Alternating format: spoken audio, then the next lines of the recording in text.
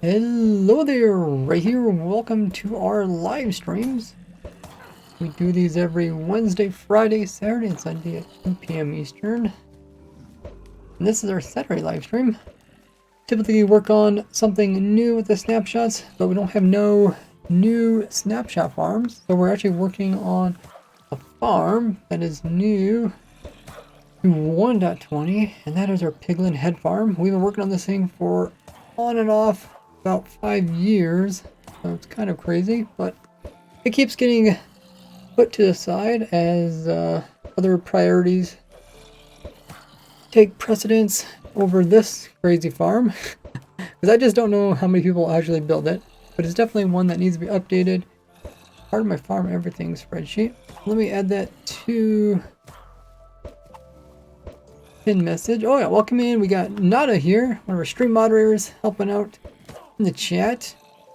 Ocelot's back in here with the cues. We got Life asking what's up. Not to look at the schedule live now. Yeah, I try to stay pretty consistent with my scheduling. I try to stream right around that time where Europeans can join in, as well as people from India, as well as people from America. America is my largest audience on YouTube per country. But obviously Europeans make a big chunk if you add them all together. And India is a rising demographic for YouTube views. Hey Bubs! The thought thing about villagers only having certain trades based on biome they are born in, is this true? Yes. Yep, I did a whole video about it, going into detail. Check that out on my YouTube channel. Explain the changes and how we can overcome these. Hey, Huge Pog is back. In real life money farm. I do need that, and I think everyone else would love to have that too. Maybe someday. One day Ray will find infinite bedrock farm. That'd also be cool. I did a bedrock block farm, but not a bedrock item farm.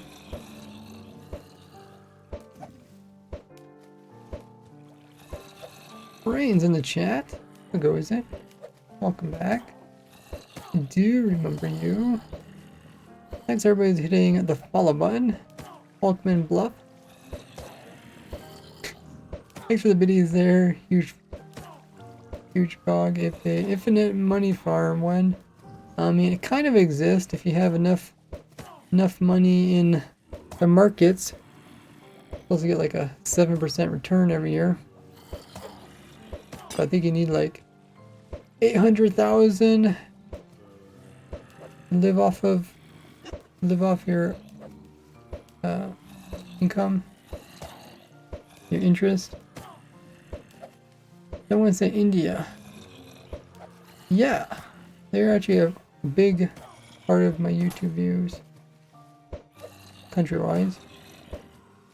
And thanks for the biddies getting us started on our cheer goal, top left-hand corner, which also reminds me, in the top right-hand corner, we also got a sub goal. If you guys are able to support me with a Twitch sub, you can even get free ones if you have Amazon Prime or Twitch Prime, or if you do !free sub, you can get a free sub here and help support the channel, no extra cost. Check out that link there. Learn how to do that. But yeah, if you do have the Amazon Prime or Twitch Prime, you just have to remember to renew your subscription each and every month. Test server is open to everybody, and my supporter server is open to supporters. You're welcome to hop on the test server. We were just on there. What was it? Friday? I think Wednesday and Friday we were playing on there, testing out the new changes. So I think Wandering Trader changes weren't even there. You had to turn on experimental, which is a little bit deceiving because they actually call the experimental villager trades, but it does also apply to Wandering Traders. Thanks for drink up, KV. Great to see you in the chat. Let me write the little message out. Making an auto farm for everything in Minecraft. Doing auto mob head farm. Mob head. Piglin, maybe do Piglin. Piglin mob head farm. The moment.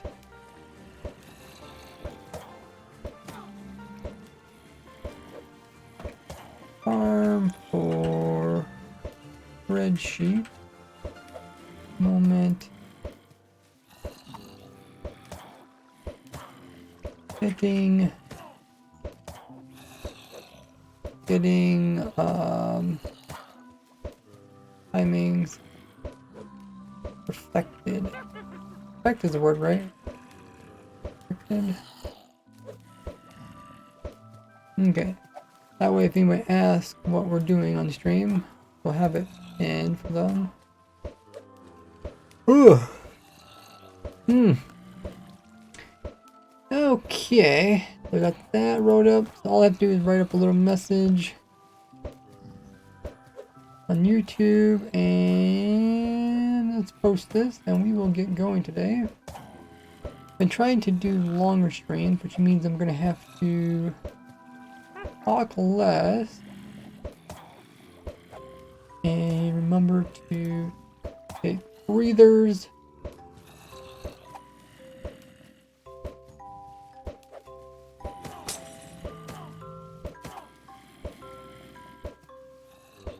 And also drink plenty of water. Can you guys hear me loud and clear over top of the music? Mic is muted. Mic is not muted. I can see it's making noise. I might want to check your audio.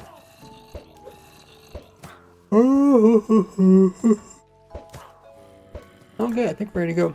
I'm also in Discord voice call. It is open up to everyone listening, not as in the chat. And now, if I do this, you guys can actually see what's making the noise. I was just watching this part here, which is the witch. The witch pouring potions.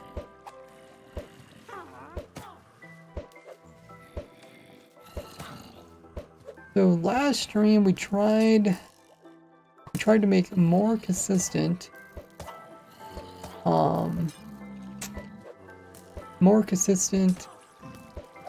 transportation of the creepers.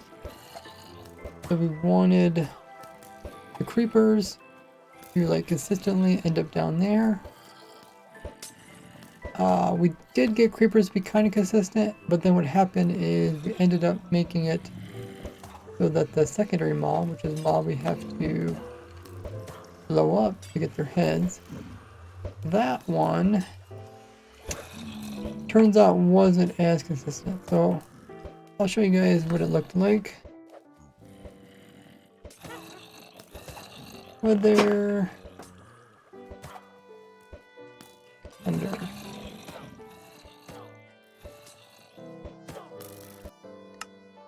Let me just check my audios. Okay. Looks good.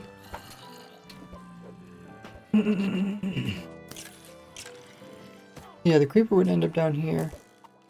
But the time it takes for the other mob to come down wasn't always consistent. So sometimes sometimes the creeper would blow up and it wouldn't kill other mob.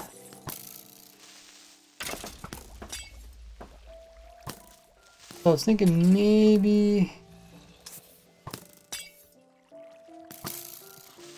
we should go back to the old design. But we'll watch this a little bit. So right there, that creeper blew up, but there was no mob over here. And then this one, the skeleton accidentally... Oh. The skeleton accidentally hit this mob here? How is that even possible?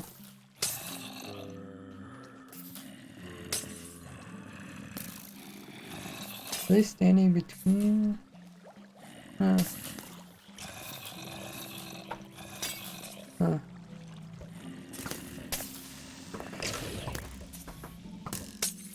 Still getting damage potions. Guess I should probably watch the replay.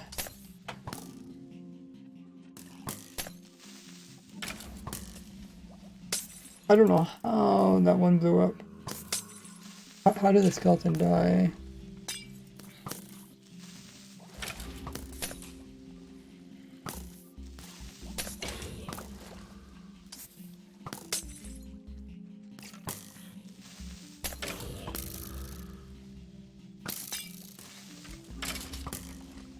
if I can get a clip of this.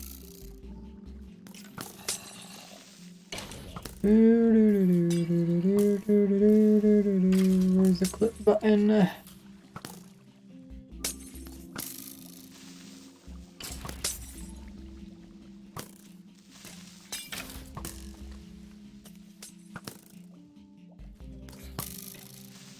Right, there's no clip button.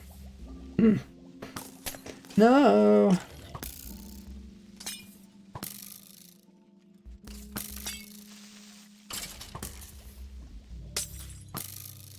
I don't see a clip button.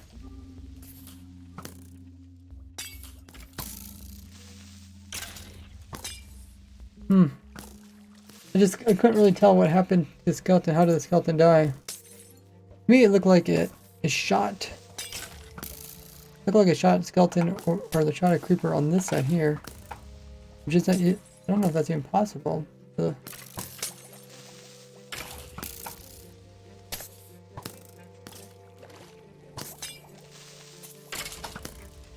The skeleton is kind of in the middle, so it shouldn't really be able to... Yeah, I don't think it's good. Somehow the skeleton did die.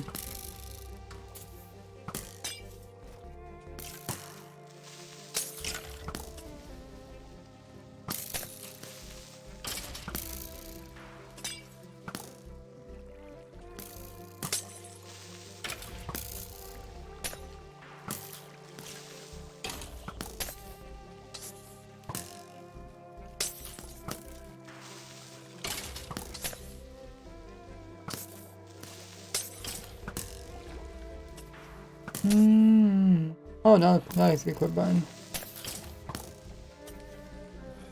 Oh, I can't clip it when I... Oh, you only can clip it when you push play. Interesting. Thanks for following, Momo!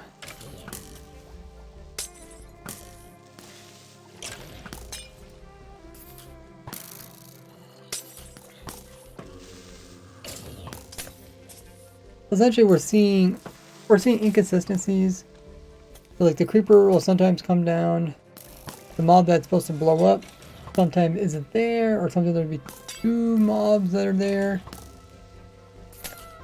And I just don't think it's worth it. Like,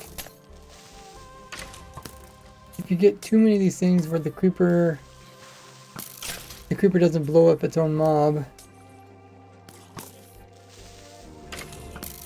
then it's probably just worth it to make it a little bit slower.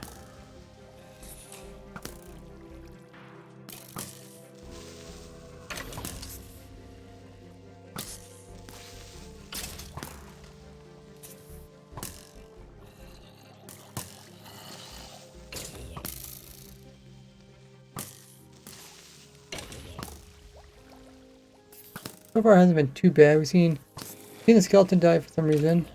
That's a pretty big concern, because as long as the golem isn't dead up here. Oh, the golem died again. Oh, maybe that's why the skeleton died. I think the golem's dying because we made some tweaks up here.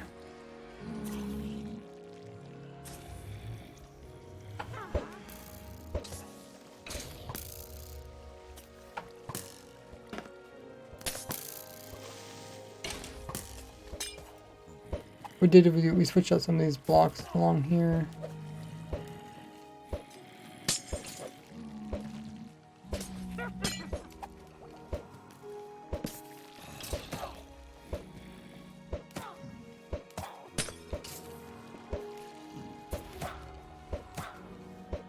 I don't know which one would be. We didn't really move any blocks over here, did we? I did have one block in here, but I moved that.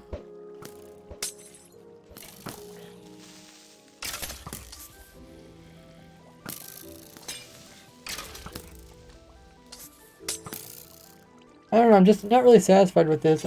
The problem that we're trying to figure out yesterday and today, it's just the mobs are fighting the water. They're either running against the water or they're running with the water. And this makes the times between the different sets inconsistent. Like this creeper was fighting against water, so now we ended up with two creepers down below. killed the second one, which is never good. I think I got hit by a damage potion, and that's what made it bounce.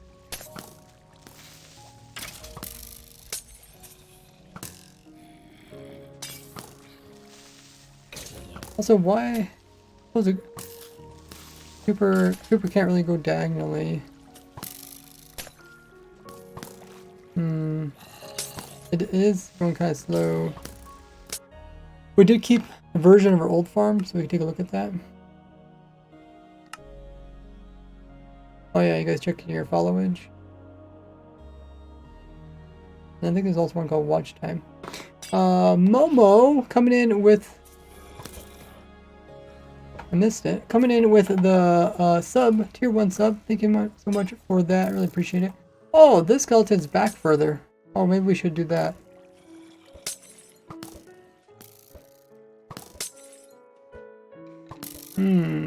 Okay. Yeah, welcome to the Gordy Gang, Momo.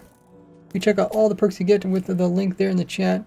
Appreciate the support, helping us get closer to our sub goal, top right hand corner. Good update.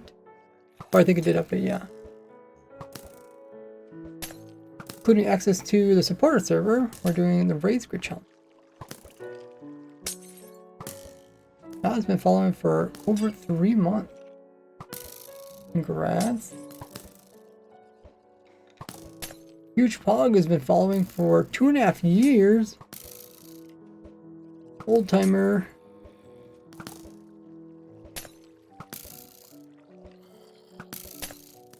Okay, so this might be why the skeleton died. It might have just been a bit too loose.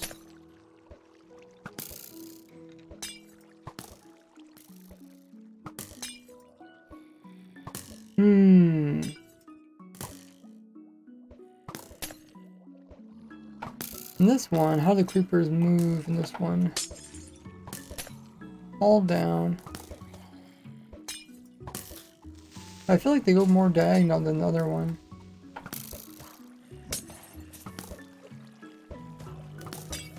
I know.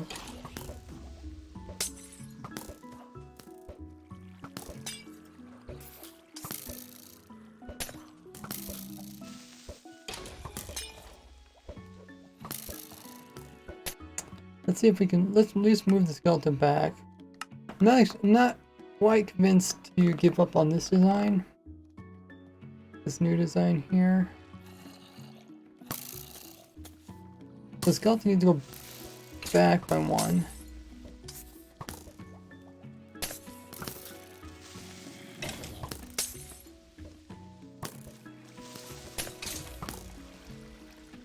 I mean, really need to really do that if it does actually die. I put in a normal looking skeleton in.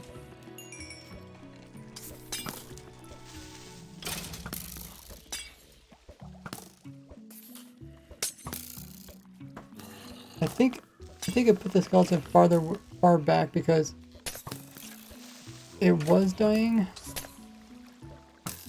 Or oh, how do we get a skeleton on that side? Was that a skeleton on that side? Was it just another creeper? Here, let me make a clip of that.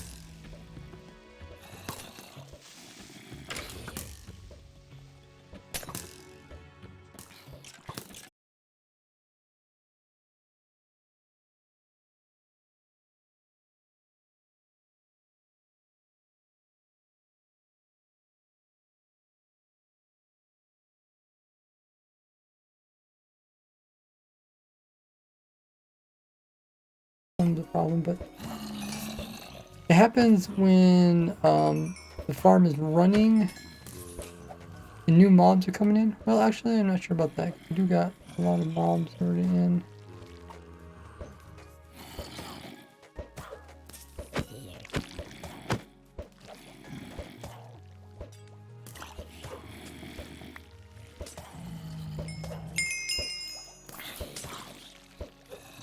I think what happens is that the mobs are sliding down before the minecart actually gets all the way to the bottom. It dismounts the mob, but for some reason I can't find appropriate location. Like it can't. It's not close enough to this. The minecart has to be pretty low before when it dismounts. It'll find this block here. But then again, how does it find this block here? Because they're both the same height. A little confused by that. What we could do is we could try to make more headroom on this side, and hopefully that will solve it, finding that location. Yeah, I'm afraid that something like this is gonna happen.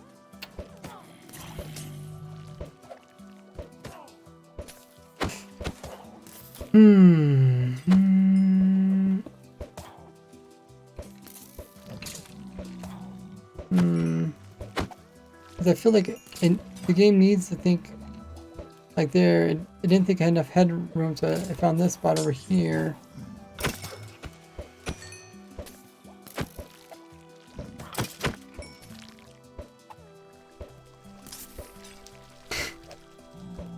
Oh, that baffles me a little bit.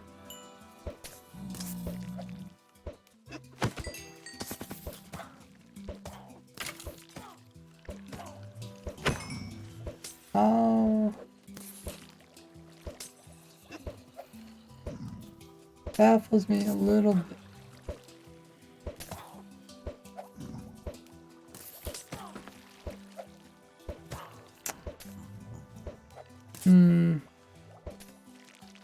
Because it feels like kind of follows the rules that we're saying. Like the minecart doesn't reach the bottom, but sometimes the minecart always does reach the bottom.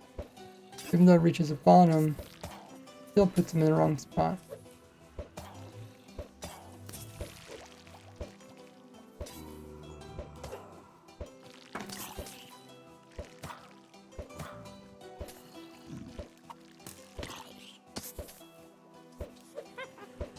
How is our snow golem? The snow golem is actually still alive.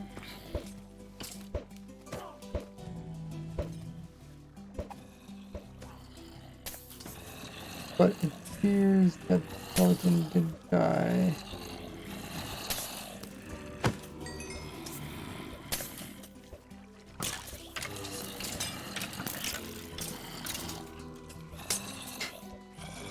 Did it actually hurt one zombie and then other zombies affected? Is that a thing?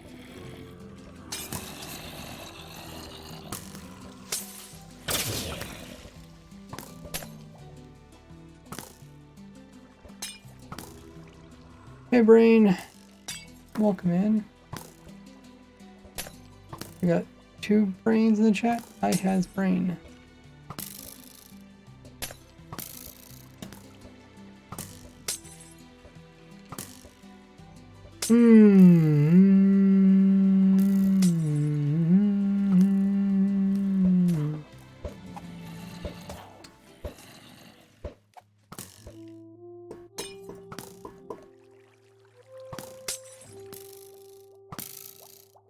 How much longer back to old design?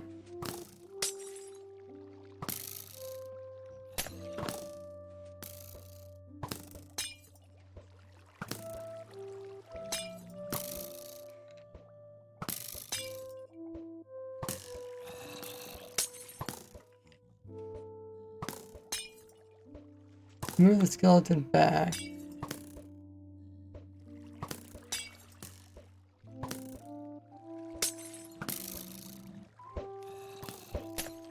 The damaging kind of bounces troop back.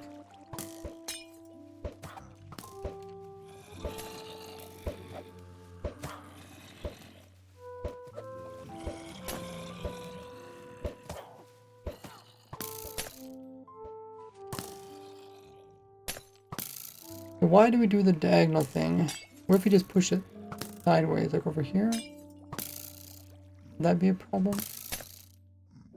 Okay, we're trying to get close to the belt as possible.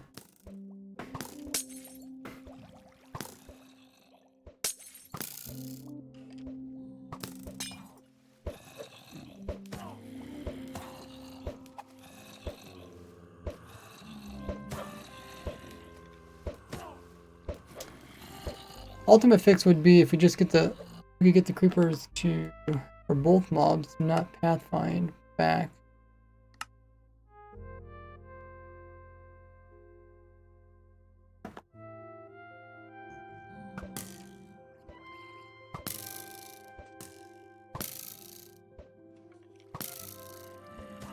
I think what we'll do is we'll take this design, we'll just make it a little bit slower.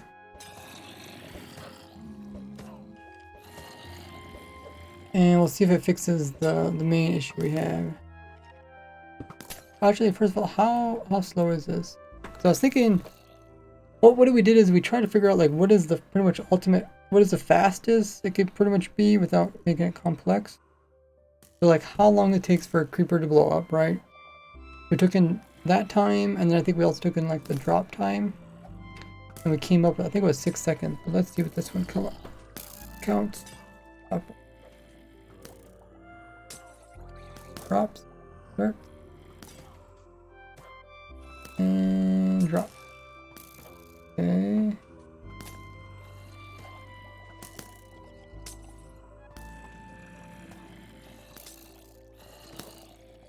Looks like 5 seconds. 5 seconds in between, and we said 6 seconds. So I think we. How long does the actual creeper take to blow up? Is it like 4 seconds?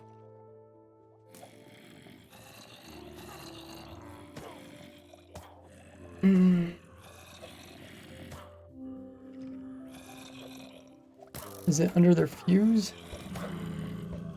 Gotta get the explosion radius. Where is their fuse? By the way, can you guys hear me well? Stop the music.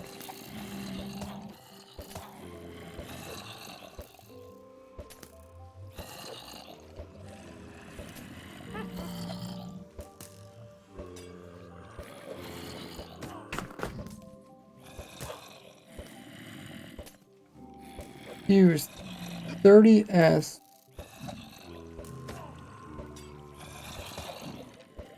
Is that really what it is?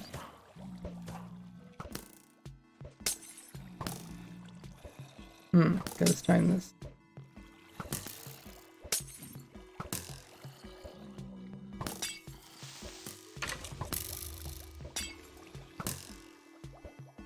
I think at 30 it's supposed to be 30 ticks. That means 1.5 seconds.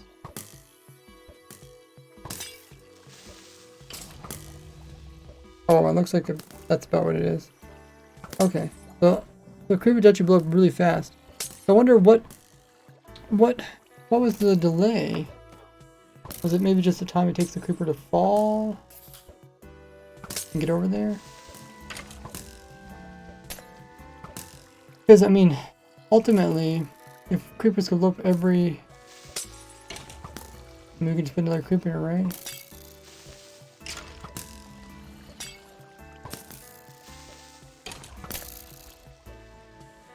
Can't remember why I came with the 6 seconds. Maybe the 6 seconds is just the time it takes them go down in there.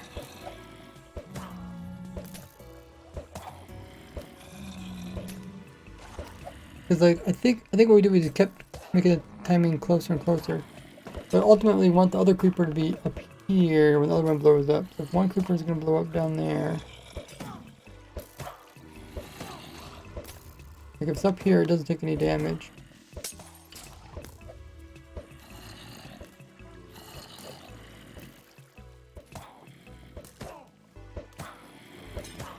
Let me just see what would be the ideal time.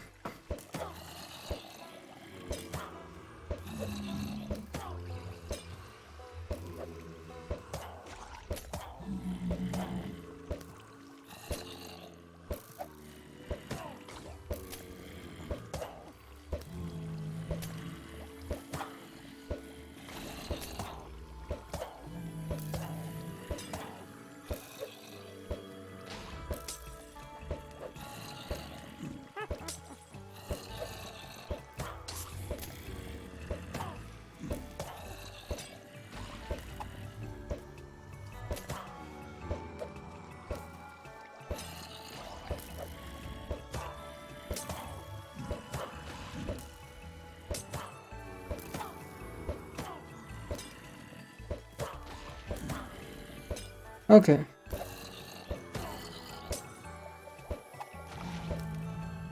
So the results are around 5 seconds.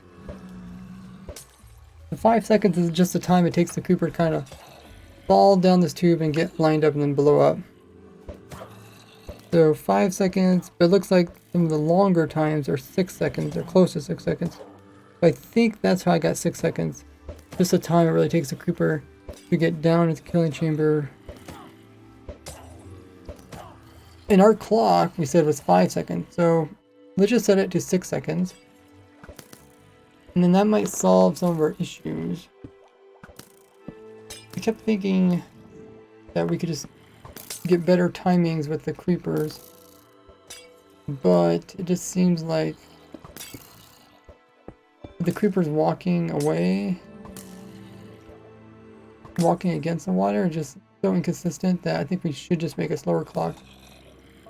Oh, I need to turn on this. Okay. Let's time this.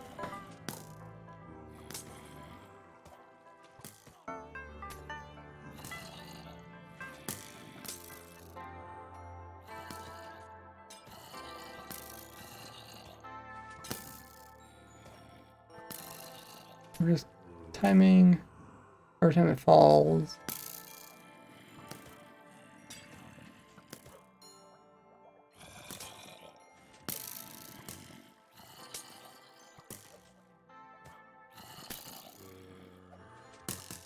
Okay.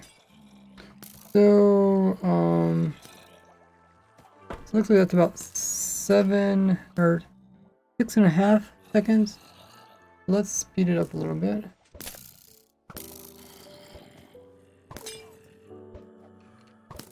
Try again.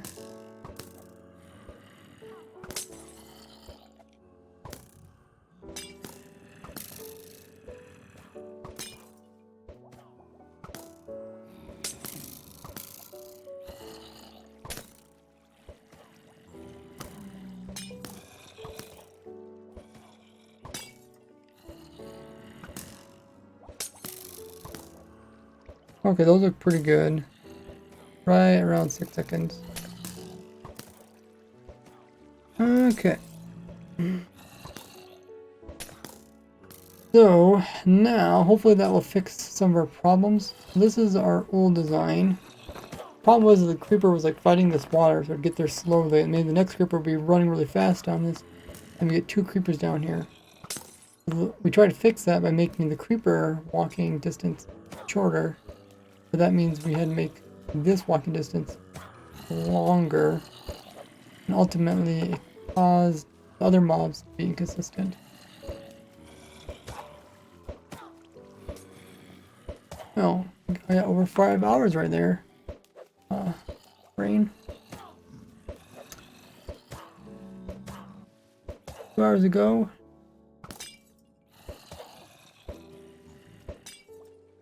Okay, let's go ahead. We'll set it to a thunderstorm. We'll see what happens. We got mobs here.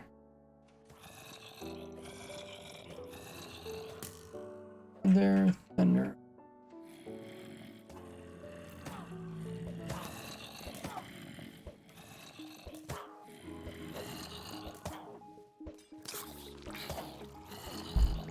So what we're looking for is both mobs move at the same time. They both come out, both go around, and then they both bolt together. Now it's slightly slower. We get more time for the next batch to come in without them kind of stacking top each other.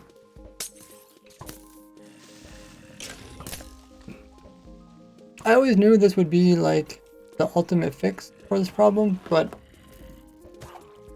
by making the farm as fast as possible, you can potentially get through more sets of mobs per lightning storm, and would just make it a little more efficient. But ultimately, what people want is, people want a farm that they don't have to fix, right? So I try to make my farms as simple and survival friendly, but in the end, you kind of want to make them robust enough so that they don't ever run into problems. Because when people have to like do any kind of like tweaking or fixing, that's where it gets like really annoying. Kind of like what just happened there. Like, why do we get 2 creepers?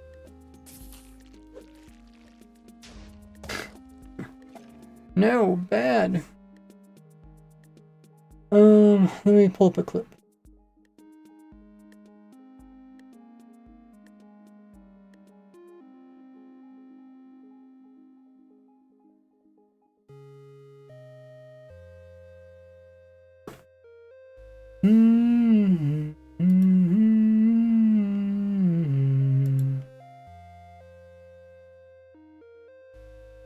Oh, it dismounted the other mob into the side.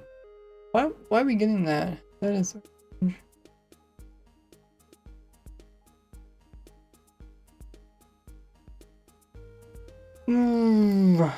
Okay, this becomes a problem. Weather clear.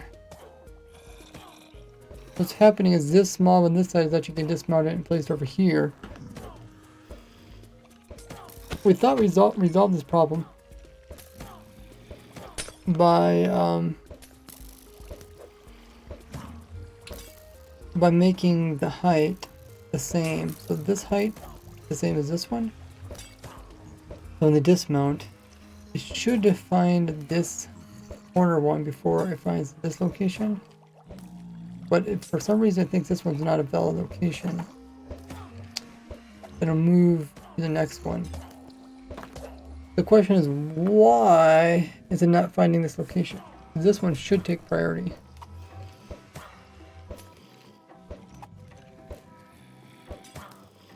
Like if I break this minecart, it should take priority and go over there, but why did it pop up over here?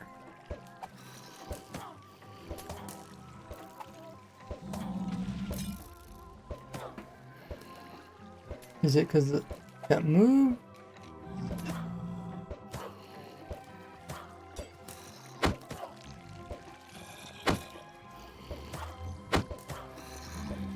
We haven't quite figured out the problem, but I assume maybe the minecart moved within this block. The minecart's actually pushed up against this honey here. But let's just try moving the minecart. Let's put that gate back in again that we had here. Oh, well, or we could.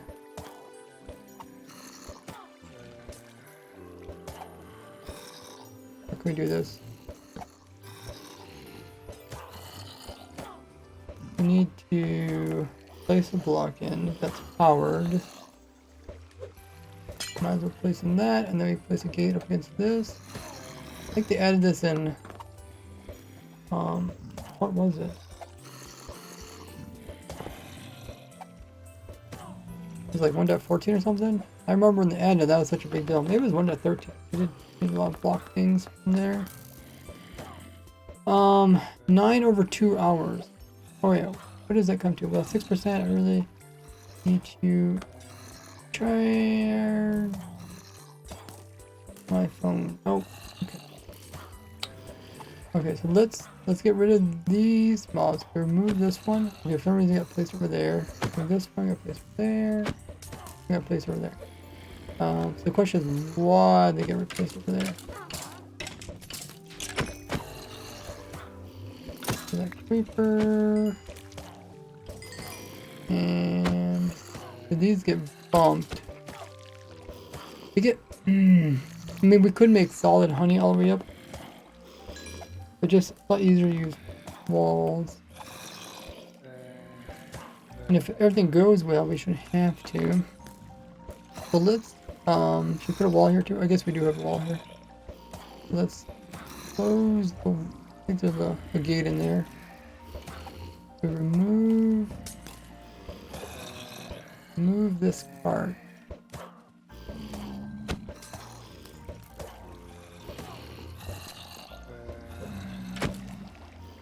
Placed over there. Placed over there. Okay. What we're gonna do is we'll let one in here.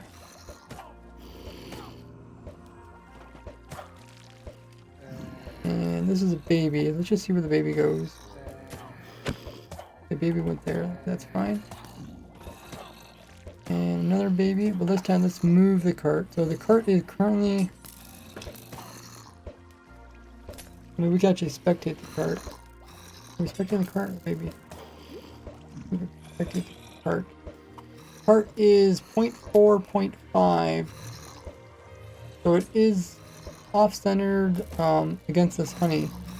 Let's push it back the other direction. Let's push it into the rest of the blocks here. Now it's up against this wall. What happens when we dismount it this time? Oh, it got placed over here. Okay. So that's how it can get placed over here, I guess.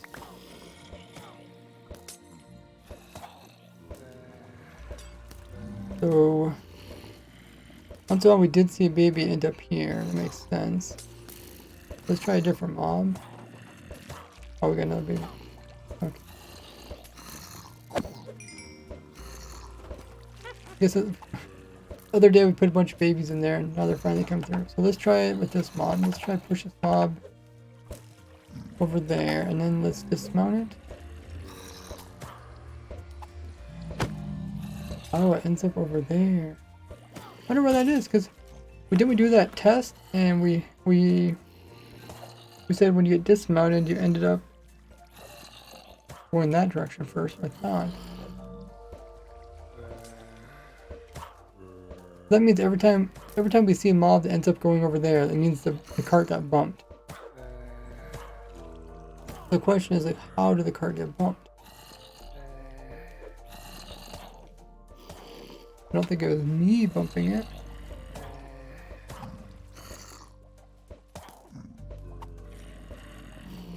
Might be when they convert to drowns, but we really haven't had a drown problem. While.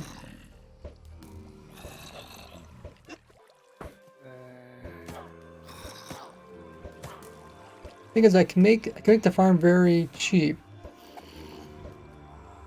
but then everything has to kind of be put in the way it was placed. Like, it can't be moving around. Like, I put walls in here, but that means the mobs could get pushed closer to the wall than what they're supposed to be. These two sets of mobs are really close to each other. The carts are. These are lined up against the wall and lined up a little bit this direction against these honeys. Reduce fall damage. And these are just up against the honey. And they're aligned using a rail.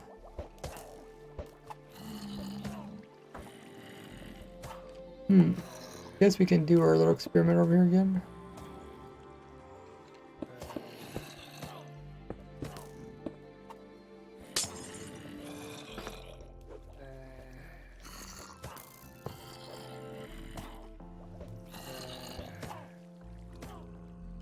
Okay, let's do right there, thunder. If I'm in a minecart and I get, oh no, we have to make our minecart go lower.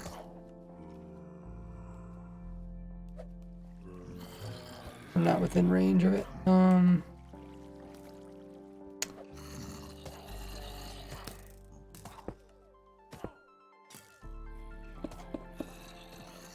Let's put it over here.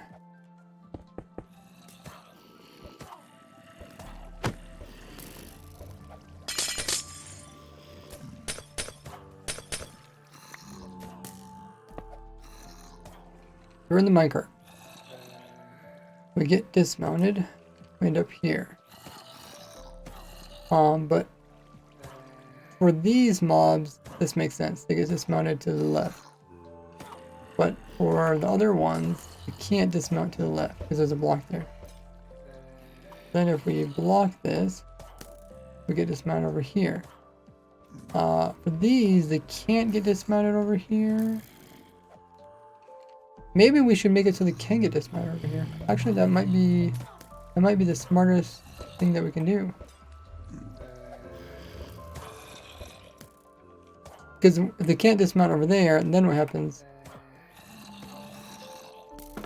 They get dismounted here, and in this case, I mean, possible they could get dismounted over there, in there. But I don't think they do for some reason. And then they end up getting dismounted over here. But if that spot's also filled,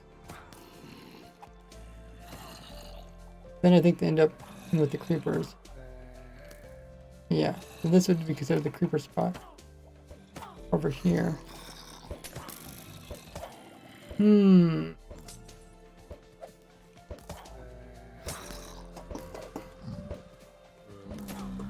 Let's try to do a thing. Let's try making them dismount right here and just see if that kind of solves any of our issues.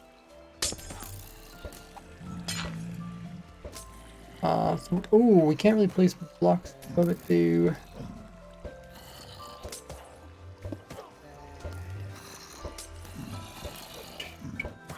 Okay, move that.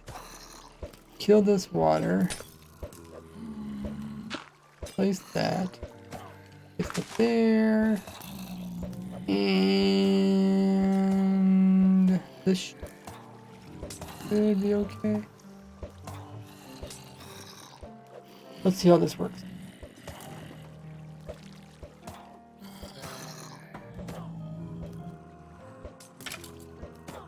Yeah, they do end up there.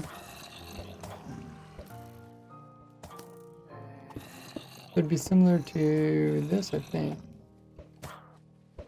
But we are seeing a little bit different results.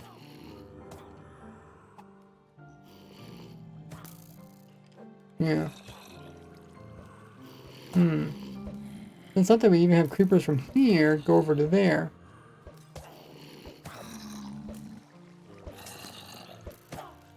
Which means that the creepers must not be able to find this location. Which, you know, is possible. I mean, we could try to resolve that. We might not also find this location too. We could try to resolve that by giving them a little more headroom. And we could just remove this. Hopefully they don't do anything silly. See how this goes. Oh, can't put a fence in there. What else can I put in here? Let's put a trapdoor.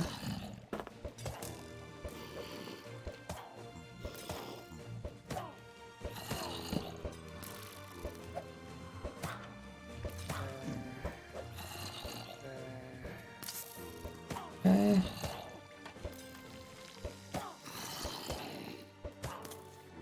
Okay.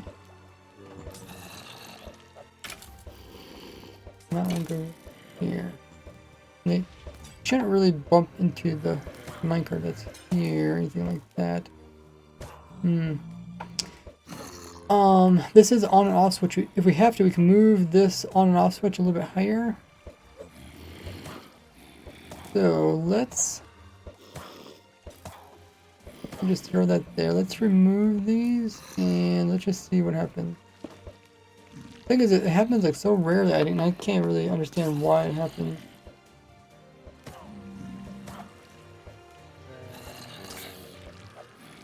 Okay, here's an interesting situation. A minecart that's sitting in there. Oh no, there's a baby in there. Oh, I did not know that.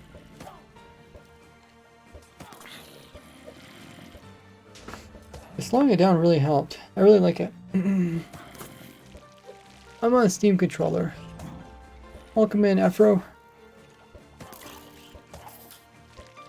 Ooh, we got double dismount. Okay, what happened there? Let's watch the replay.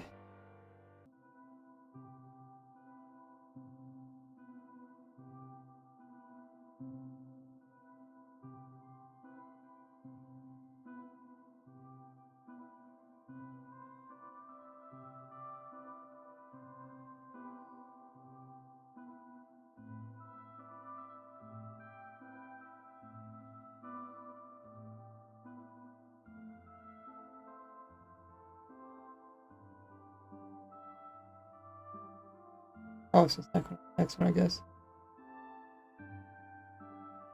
Creeper dismounts. They both slide down. They both move. These two are moving the same speed. Oh, it's not this one either. It's the next one? Oh, okay. Here you can see the zombie sits much lower. The zombie sits lower than a creeper does. So this creeper is closer to the lightning zone, which is down here. And it just happens to be inside of the lightning zone and gets discharged. Oh, we've seen this happen before. Let me just... Pretty sure I have the block on top.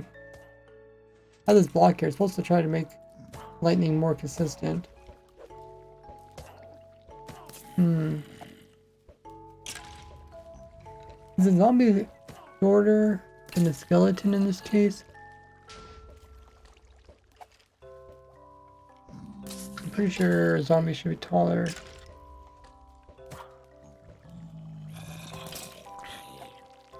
"2 a.m. in the country," says Brian. Wait, 2 a.m.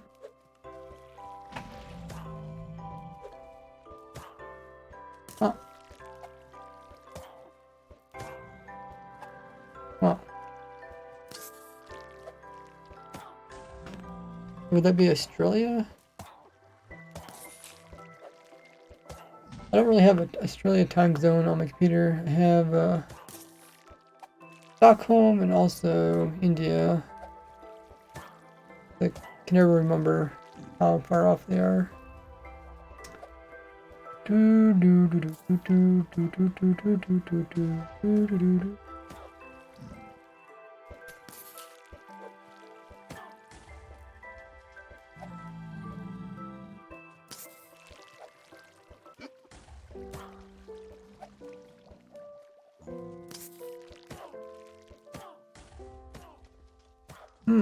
Okay. So we slowed down the clock overall. So let's fill this back up again. So they're clear. And then what are we looking for? Hopefully we're done using this. I feel like every time I feel like I understand it, but then something comes up and I don't understand it. I would like to get a skeleton to come through. I just want to see where a skeleton kind of sits in here. The creeper sits high enough that it doesn't drown in the water. For some reason the zombie sits just short enough that it actually does convert to a drown. And drowns don't actually drop any heads. So it's kind of a waste.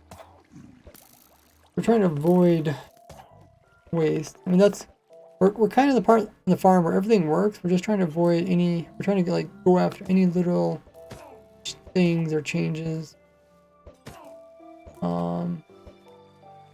Like we see like 2 mobs that get dismounted at the same time, that kind of thing. Let's just check the bottom. Oh, I didn't connect these on this one. Let's connect these up.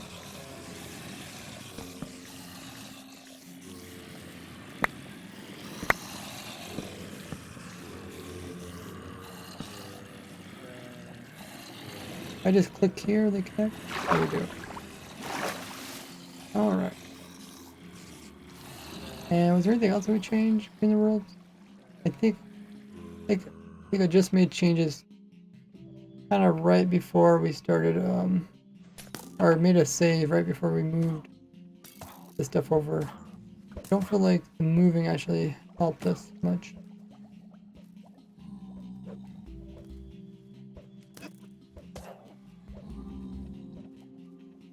Thanks for following, Buzz.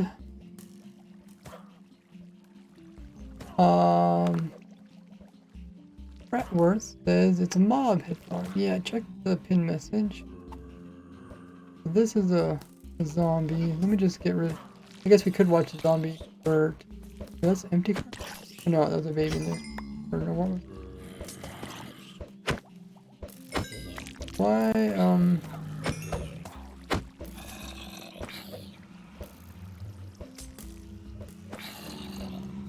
if I knock out the minecart, they should dismount over here. Okay. So the zombie, its eye level is just technically in this block, even though it's not in the water. It will convert. We put the water here to try to make it so that when the next mob falls down to the lower position, it takes a little while.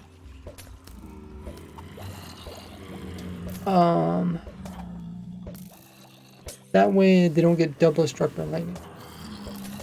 We tried a lot of different things. See how it's converting? Which, when it converts, that means ultimately you end up losing one mob.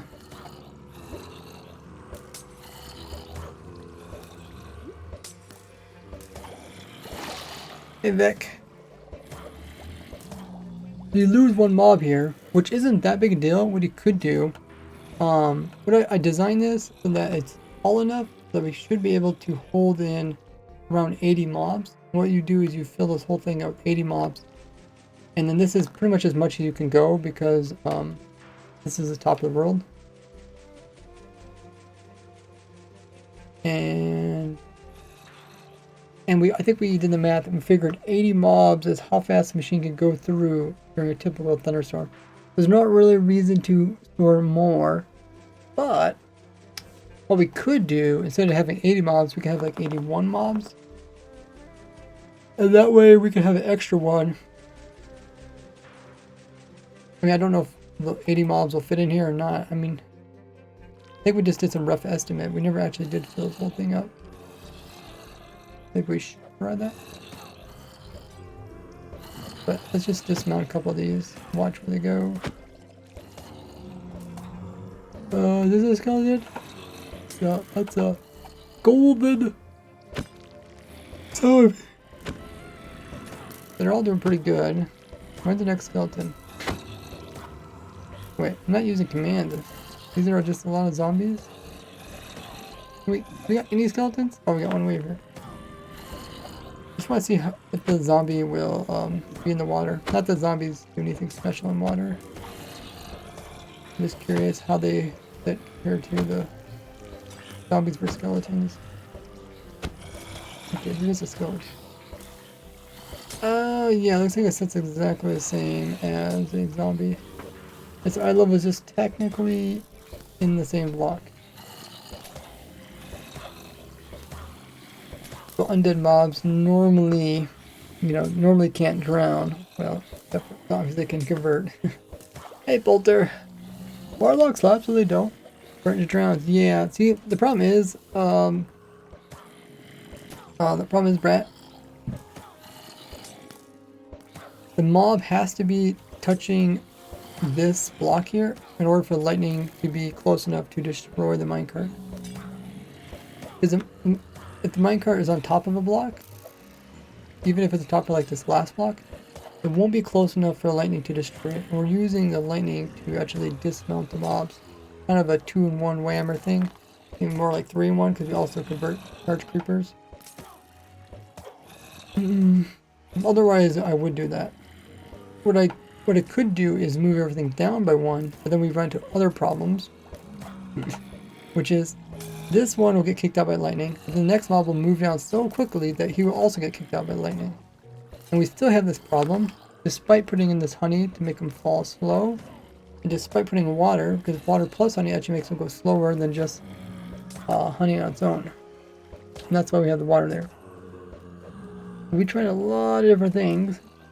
We also found out there's a lot we can't do, like we can't use water any higher, otherwise it will kill creepers on this side. We can't use powder snow, because that will kill them too. We can't use lava, that would kill them. We can't use cobweb, because cobweb is slower than the clock that we have down here. Clock 6 seconds. I think cobweb's like 15 seconds. We can't use vines or ladders, any type of vine, because they technically remove collision. So this minecart is currently sitting on top of this creeper, and if you remove collision, then this minecart can go all the way through and then land on top of this creeper, which is great for stacking, but makes it really difficult to separate them without using redstone. And we're just trying to avoid the whole idea. I switched over from using redstone to dismount them and to time it. I'm using the lightning because I thought, oh yeah, the lightning would be so much simpler. I mean, it's not really that much simpler, but such a cool concept. Like the lightning actually does everything. But it comes with downsides. Like anything. Thanks for following, Die Roth. Welcome. So, I can't remember what other things there were. Other things that are slow. But ultimately, there's trade-offs, right? If you try to make a simple farm, you're going to end up making a trade-off. And typically the trade-off is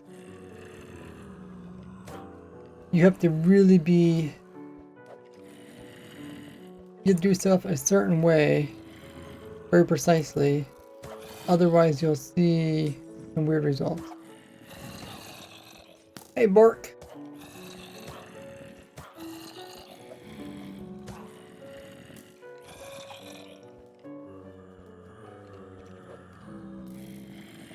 So the thing we have to do, we have to make sure all these mobs are precisely placed in so that when they do dismount, they go the right directions.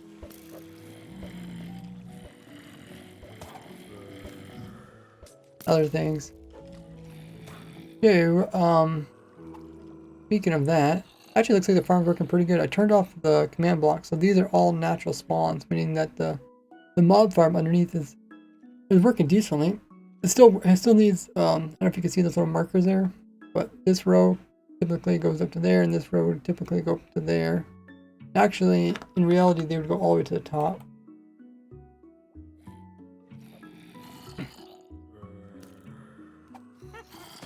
Let's go ahead and run it and see if we notice anything else. We're getting to the point where we might want to use a tick speed mod just to cycle through things faster, but it also means it makes it a little bit difficult to actually diagnose it. Like even when I get a clip of it running really fast, it'd be hard to diagnose exactly what's going on. It's already difficult to tell what's going on. Stuff moves such a quick pace. So the dismounting looking good. The main thing we changed now is we dismount onto this side rather than onto that glass over there. If we wanted to, we could put block 2 places. We also made more headroom for the creeper. We're hoping this will give less likely for the mobs to dismount in the wrong location. We do also need to pay attention to when we're dropping items. And it looks like the dropping item thing is timed wrong now. Before the item would get dropped right after the explosion, but now the item's actually getting dropped during the explosion. So this item, when it falls, that explodes. It can kill these minecart items as they're going by. Up to 12 blocks above and 12 blocks below about. So we're gonna have to change that. That's not such a big deal because what this thing does is it just comes up here and mostly just activates that. So we could put some delay on it. It also does come over here, and only once every lightning storm does it activate this clock. And this would activate the piglin side. This is the piglin switch. You want to switch from using general mobs to using piglins.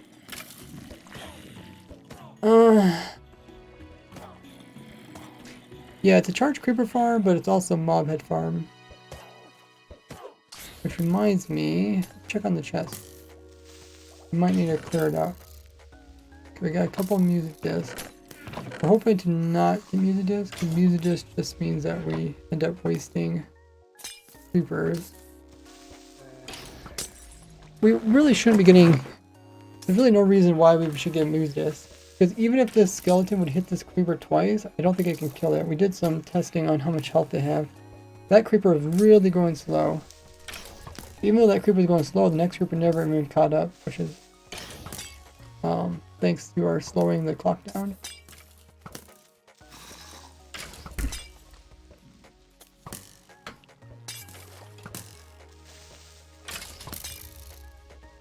And it looks like they're coming in good batches. Like this creeper's coming down. The corresponding mobs coming down. Well, that one it didn't, but now we got 2 mobs.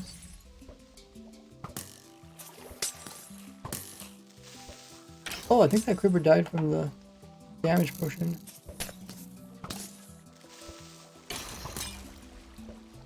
Let's just double check these, make sure the mobs are coming down together.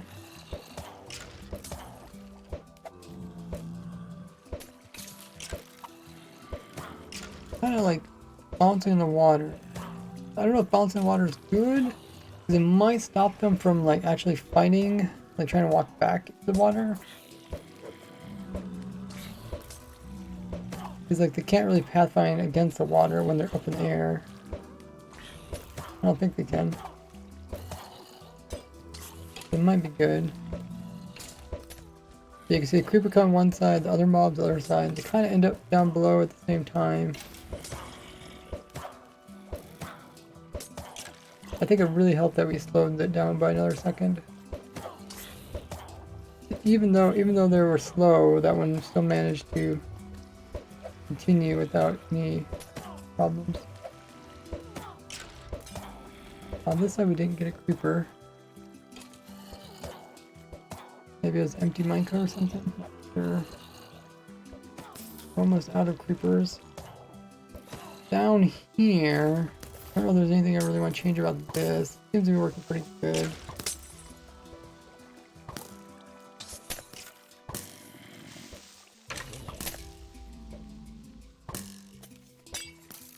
One thing we could do is make the healing of the skeleton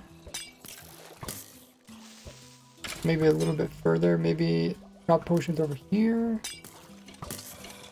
So, oh, here we got 2 creepers somehow. Oh, that's because we're out of creepers. I see it. Refilling it. The machine doesn't seem like do as well when the machine's trying to restock it.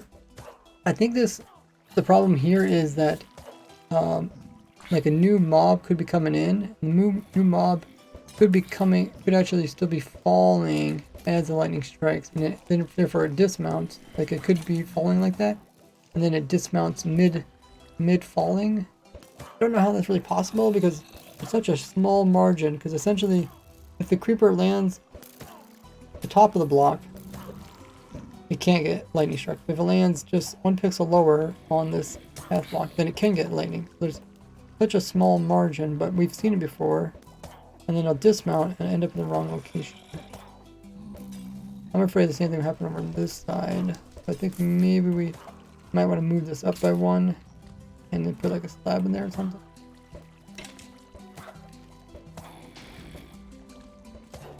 Other than that, I don't think we need this block anymore. And we don't need this block. Try to continue to make improvements. As we see,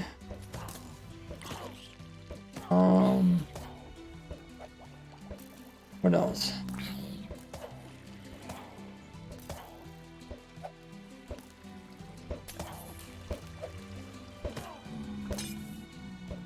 This damage potion is kind of healing, also hurting the creepers. Healing the zombie, hurting the creeper. I don't think we need this thing here. This is just to get rid of extra mobs, but I don't really think we should have that problem.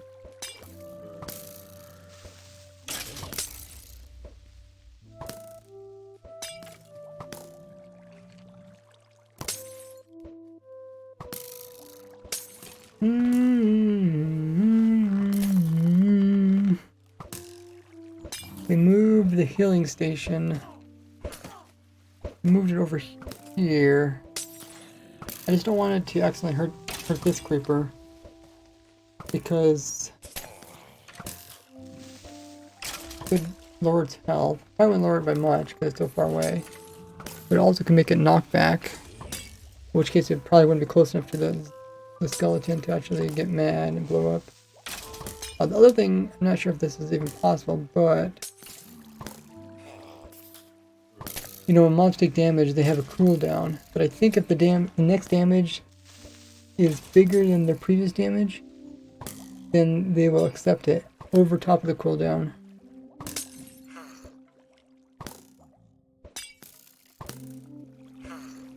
Something I looked into when we did the fastest dragon kill.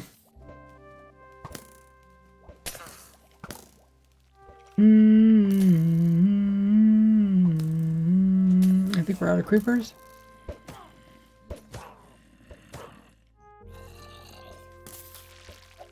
Yeah.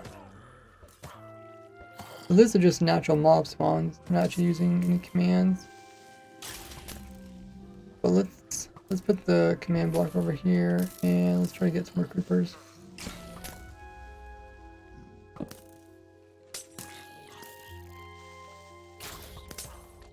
Oh yeah, we also need to fix the lightning thing, because that's the main issue right now. Or not the lightning thing, but the minecart dropping. Let's just put some delay in here somewhere.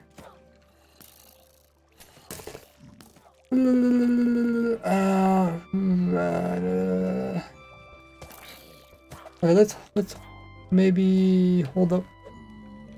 Get some more creepers in here so we can see exactly what's going on. So essentially what we need to do is we need the creeper to blow up, and then we need to drop the item in the dropper. Otherwise it could get blown up. The best thing to do is just to make a really good timing, kind of just completely avoid it. But currently we're pulling the power from this side. We could decide to pull the power from this side. Sometimes you get so set on building it a certain way that you kind of overlook how to simplify it.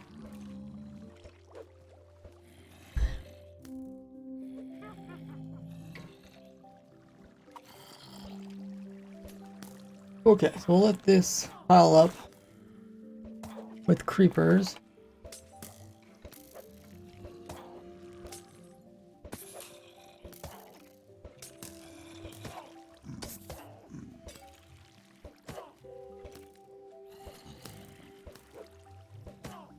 While that's filling up, I'm gonna grab a bit more water and then we will run it. Meanwhile, check out all my socials. They're on screen in the chat. Click them all, join them all, see what I'm up to on all the other social media. Be right back.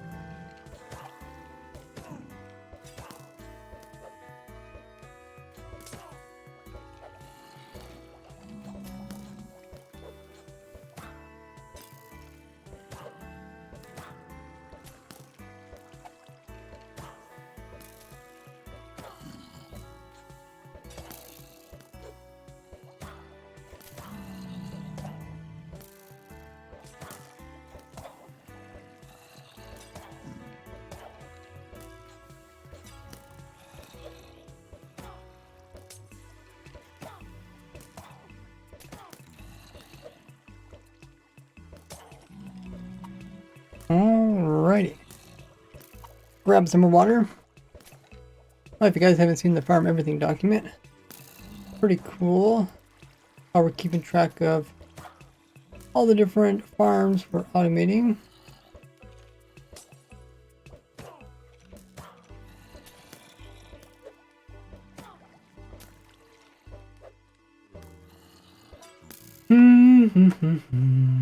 Looks like it filled up pretty well.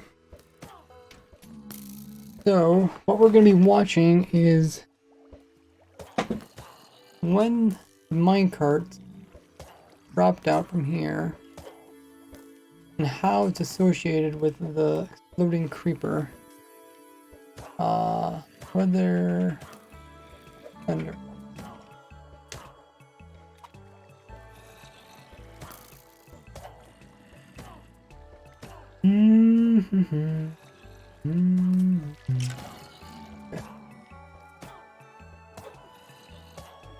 We either have to make the timings slower or faster.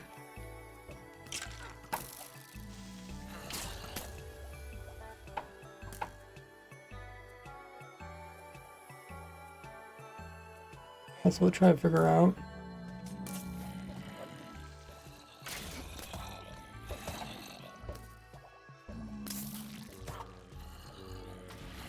We just put a bunch of parts in here.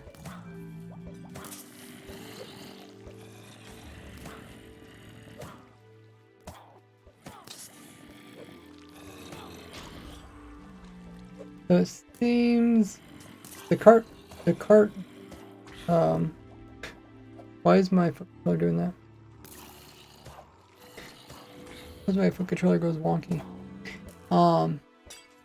It seems that the cart drops before the explosion. So possibly we could just get it to drop a little bit earlier. Ideally, I would like to drop right after the explosion. Let's just see if we hook it up in different areas. So currently, the power is coming from this side of our clock, but if we put the power on this side, be a little bit careful because there's some other redstone here. Put power over here. Oh, did that ruin it?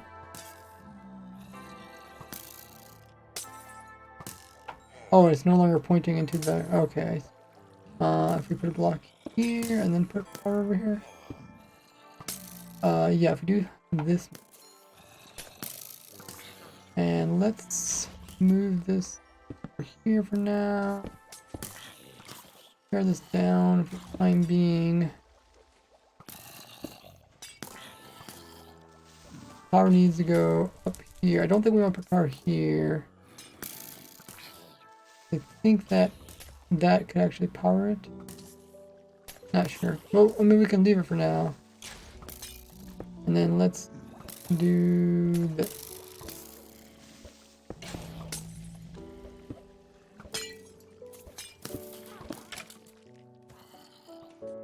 And then what we got? We got, this is our on and off switch here. Something like this. Is that working the way we want it to?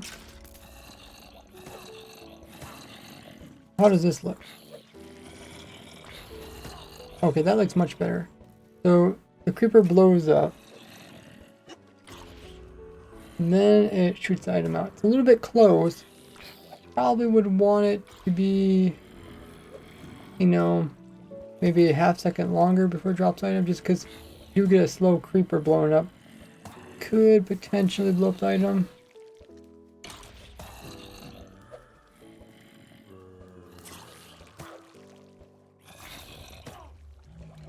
You know, maybe it is slower than what it looks. Because like the whole creeper explosion thing kind of takes a little while. Oh, we do have to also make sure the item.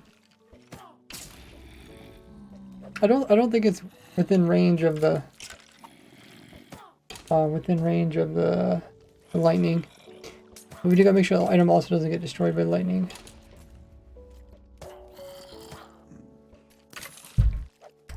But since we were timing the creeper, we could also time the lightning.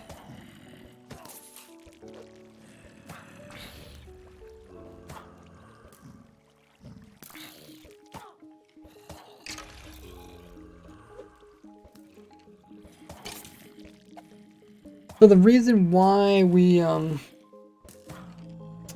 We actually moved these droppers. Droppers I think used to be, well, where did they used to be?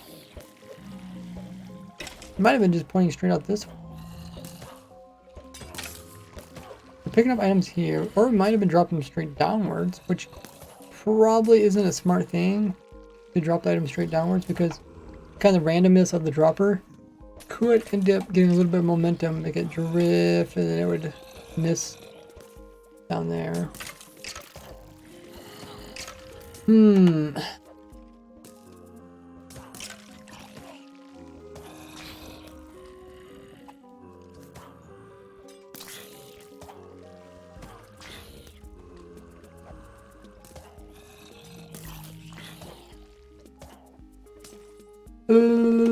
What to say? What to say?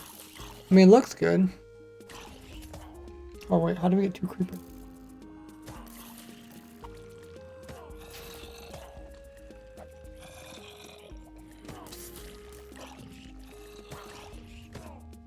Let me check.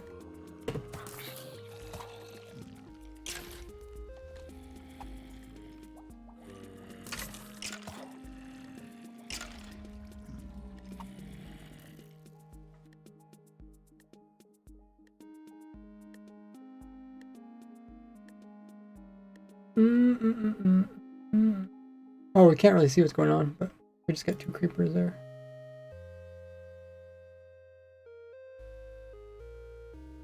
A creeper there. Oh, that creeper just bouncing in the water the whole time?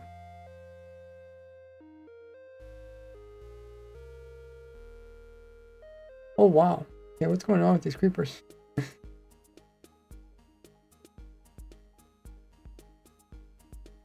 We got 1 creeper here. It's bouncing. Okay, that one. Oh no. We got 2 creepers there. Okay. One's just bouncing in the water. Bouncing, bouncing, bouncing. Another one joins it. This is the thing. I think what happens is it's fighting the water.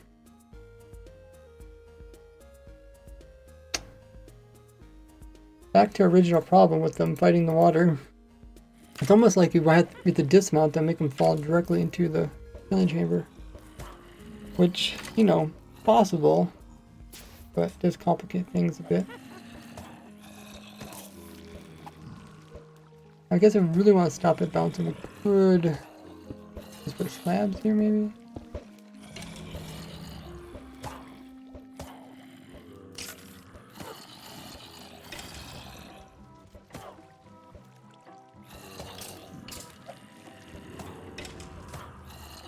I was hoping that when it's bouncing, it can no longer fight against the current.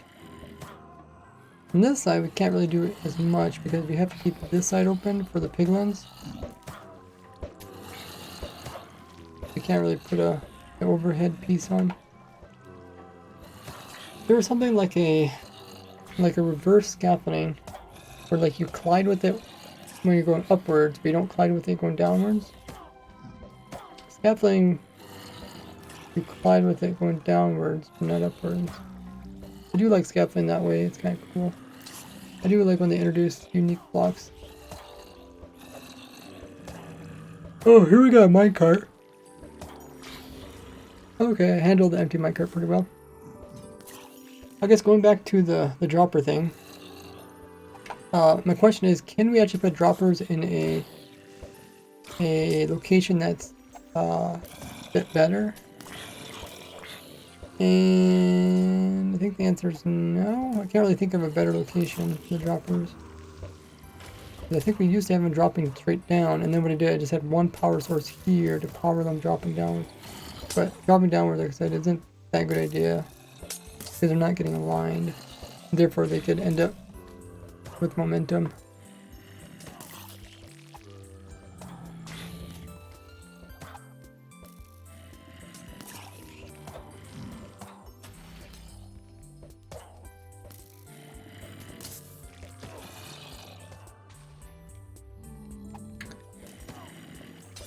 And also down below, I think this is a pretty good location to pick up items. We're picking up one just a little bit past the overhang as part of this farm. We're picking up one here. other one we're picking up here. We are piping it back around over here, but we can't get too close. I put this overhang to stop them from taking sun damage, and also stop the water from destroying stuff. So we can only get it a bit closer over here. So it's not bad that we're picking up here. We're also using double hoppers because sometimes you do get a little bit of momentum. How's this looking here? Okay. Did we move those, Oh, we didn't. Or did we? Oh, yeah, we didn't. Remember last time there was a creeper that hopped up there? That was so funny.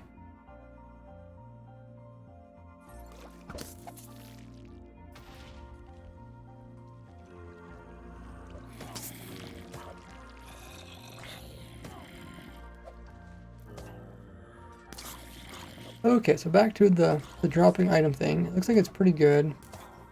Drops it between creeper explosions. It also drops it between lightning strikes. Let's just double check the redstone over here. We wouldn't need this redstone then if we did that. That does make it a little bit cleaner looking.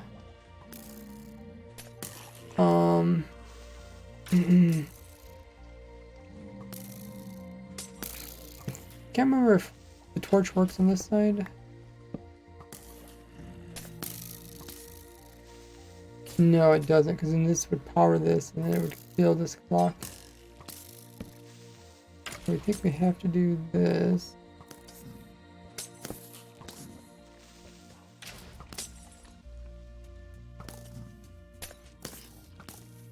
One thing we could do is do this, maybe. And then... Oh, we do need that block to cut this wire.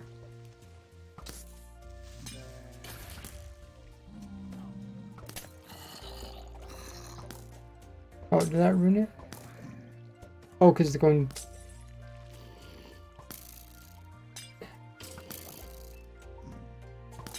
Oh, it's budding this, budding that piston. Okay.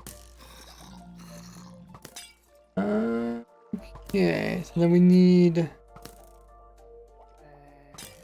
a slab here then. So we can go up and not down.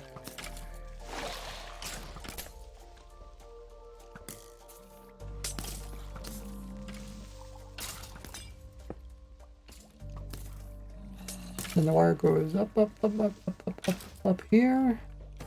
Powers those two things. Continues over here, and hopefully I can reach this. Yeah, I should be able to reach that.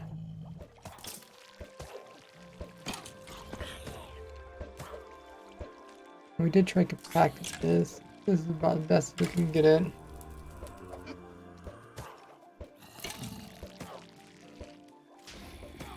Otherwise, you could bring the signal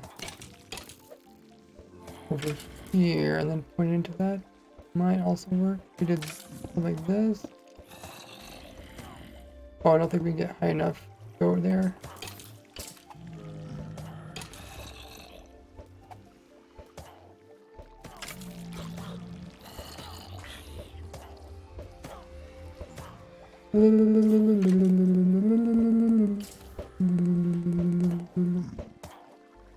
Hey, Brain is back.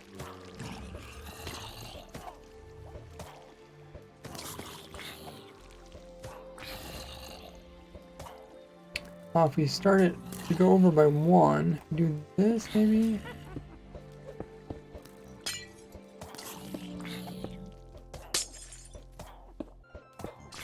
Then we could point this into that block. Also work.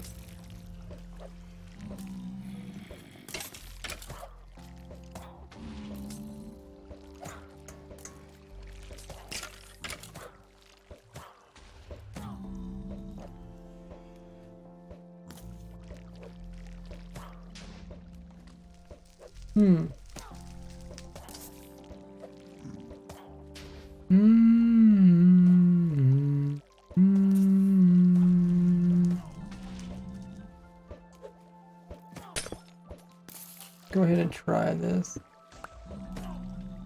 Put this sign on that side and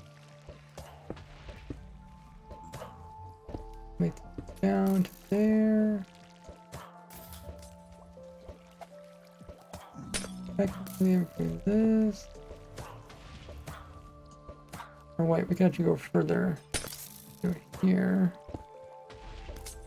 Can't do it here though.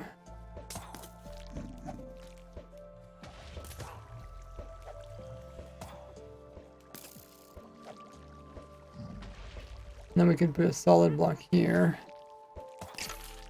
That block. Polish. Polish. Polish. There's it. Polish andesite looks pretty nice. I use it in my build instead of using the. I used to use like the double smooth stone or the smooth stone blocks. Although they do look nicer for seeing the edges. Bit difficult if people actually try to mimic that look in survival. Then again, amethyst is also difficult to mimify. Okay, so we don't need this then.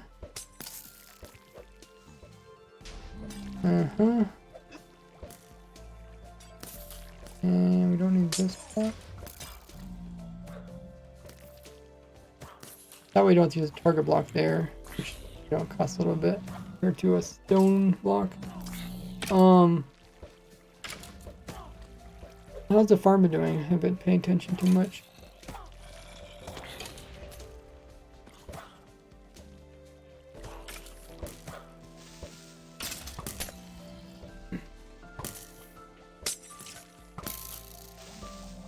Guess we check on the chest. We got one music disc.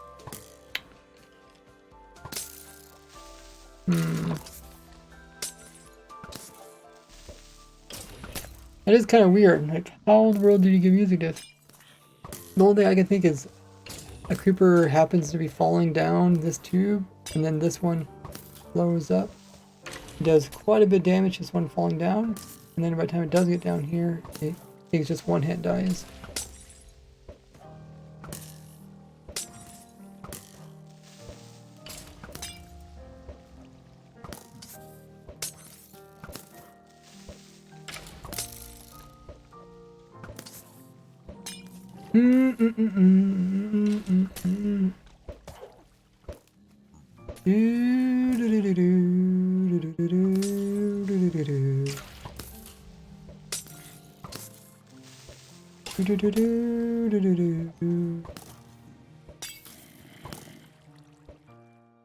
So that, oh, okay, I was thinking like that was about 2 shots, but we did figure that 2 shots is fine.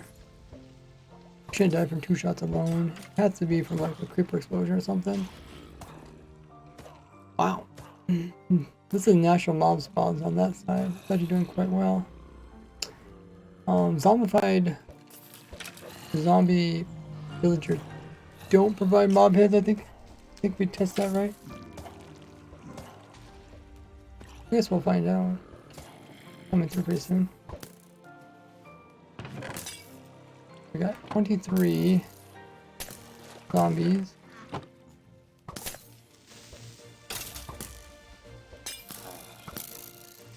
We have a creeper in here. Oh, I dropped a creeper one.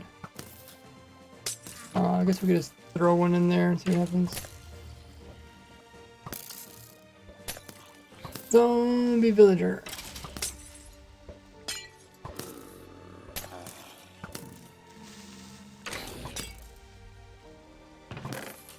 Still 23, okay. Yeah. Can't produce any heads.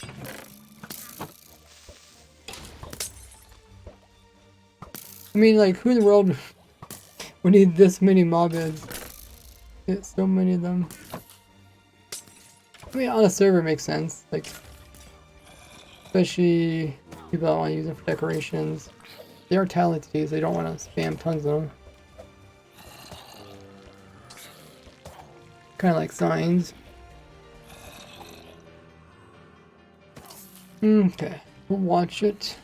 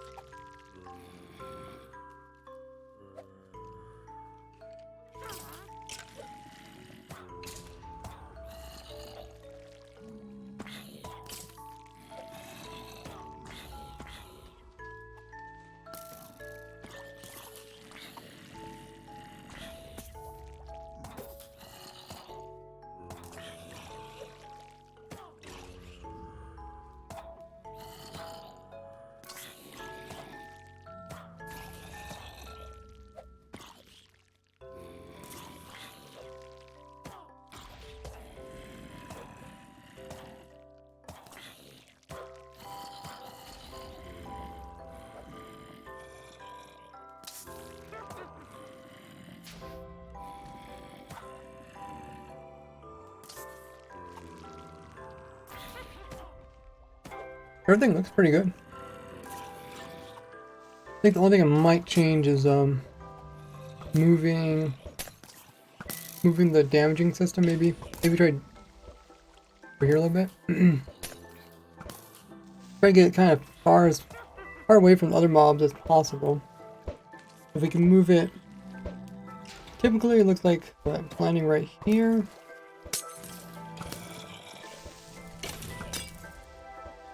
I guess we can check the health. We can see how far away we can move it. Because we only need it to stay alive.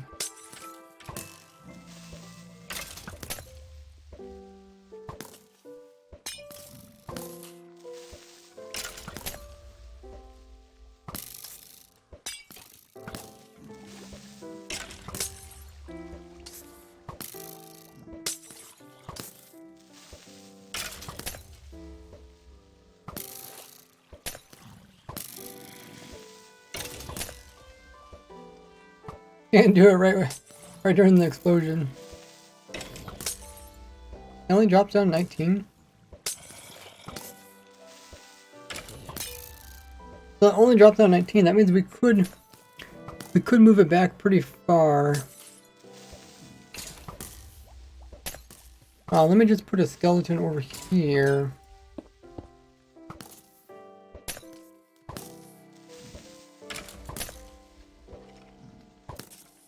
Oops. How much health this one has. Thanks for following, Legends.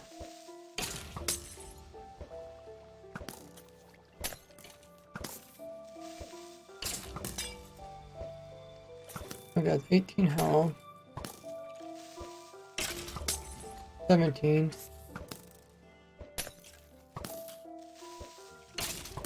Okay, I don't look like it's getting helped by the potion. That potion's too far away. So it looks like the potion doesn't really go that far. Hey, Reddish is in the chat. How you been? What's chillin'? To probably do with losing moderator. Yeah, if people are inactive for a while, then I'll remove moderation rules. Can't remember how active you've been. I think you were here earlier. Summer. Oh, it looks like it's getting some healing from the potion, right? Okay. You live a purple. In 4 months? Okay, that's what I thought. Earlier this summer. So I guess we could move it back a little bit. Let me turn on hitboxes. Oh, I'm pushing all the buttons. So I can see where it's actually hitting. Mostly right here. If we at least move it over one, I'm thinking if we at least move it like maybe to here, it shouldn't be too bad. But it'd be a little further away from those mobs and this mob.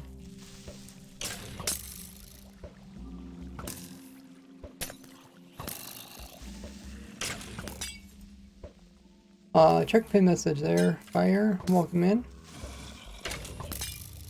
Because there's like no real reason why we have it here for somewhere else. It's not like not using any other blocks. It's actually hurting, making me kind of be conservative on how we put in these blocks over here. I think it would be beneficial. Let's do that. We are in the point in the farm where we're just really scrutinizing everything.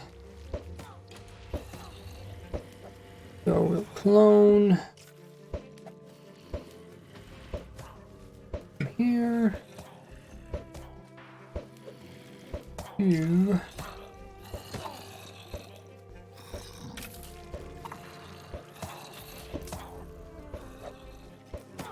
here. What we want to do is we want to move it forward one, over one. So we want to move it here. People ask me like, why don't I use what do they call it? World editing? But I don't know. Seems like you could do quite a bit.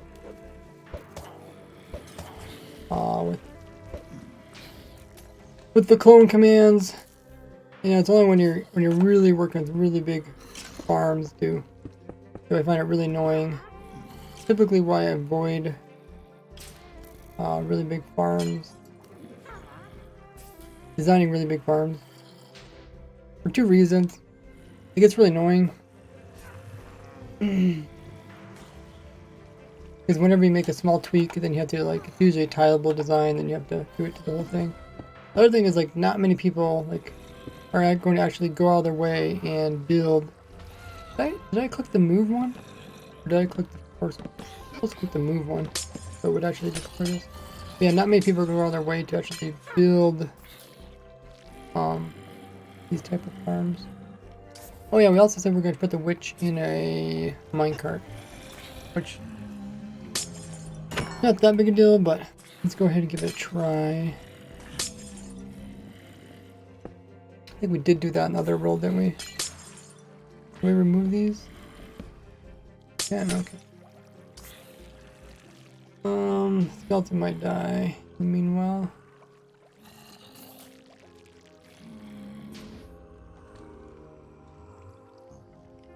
So we would do that.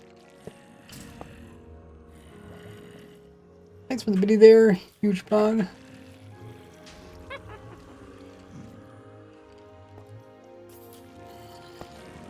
Do that. And then we would that direction. Also this one. So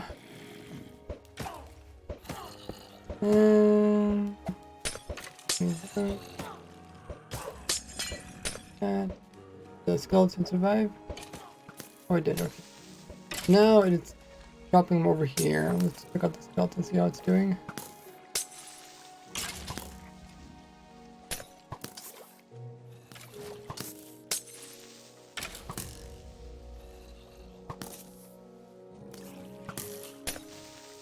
I think it's gonna die pretty soon.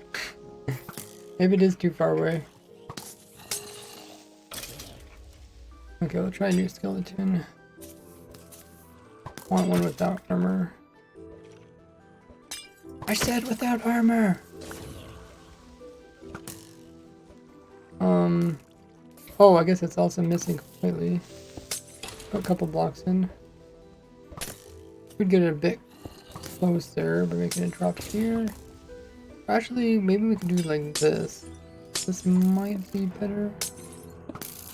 Isn't it based off where the head is?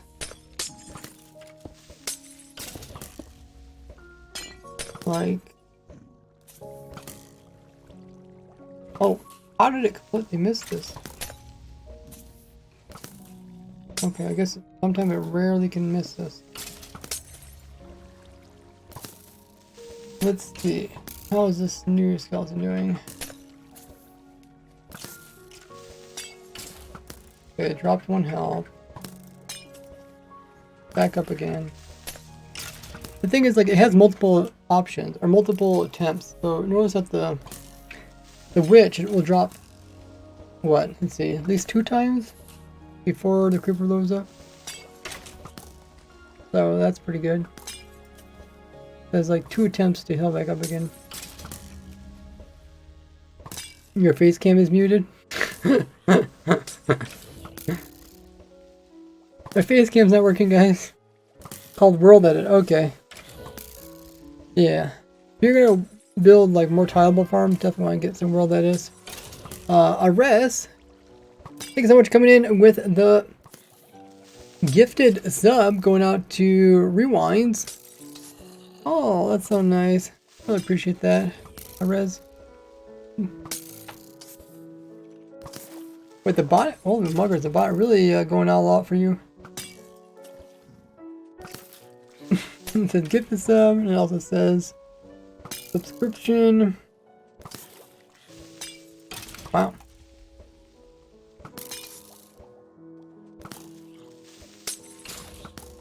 But yeah, Rewinds, be sure to thank Rez for that lovely gifted sub.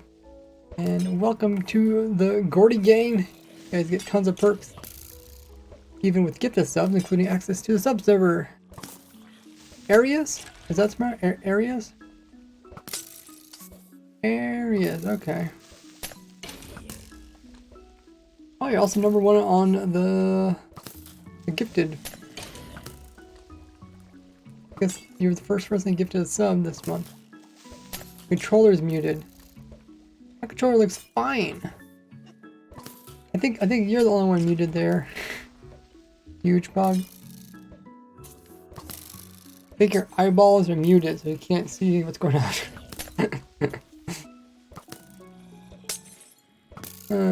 Probably can do without this one here.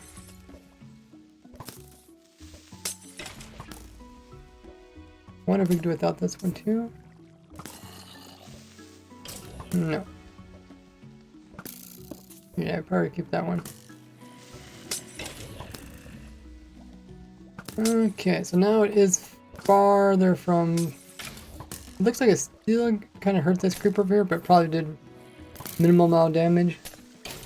Also won't be healing the undead mobs as much.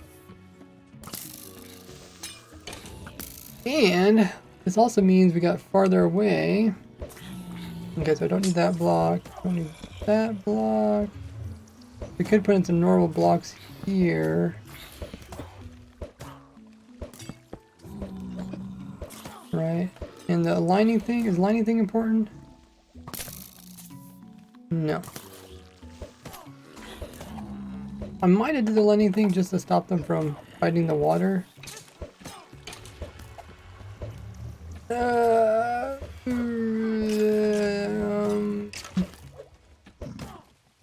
Might have been with the piglins. I'm thinking the piglins don't really make much sense.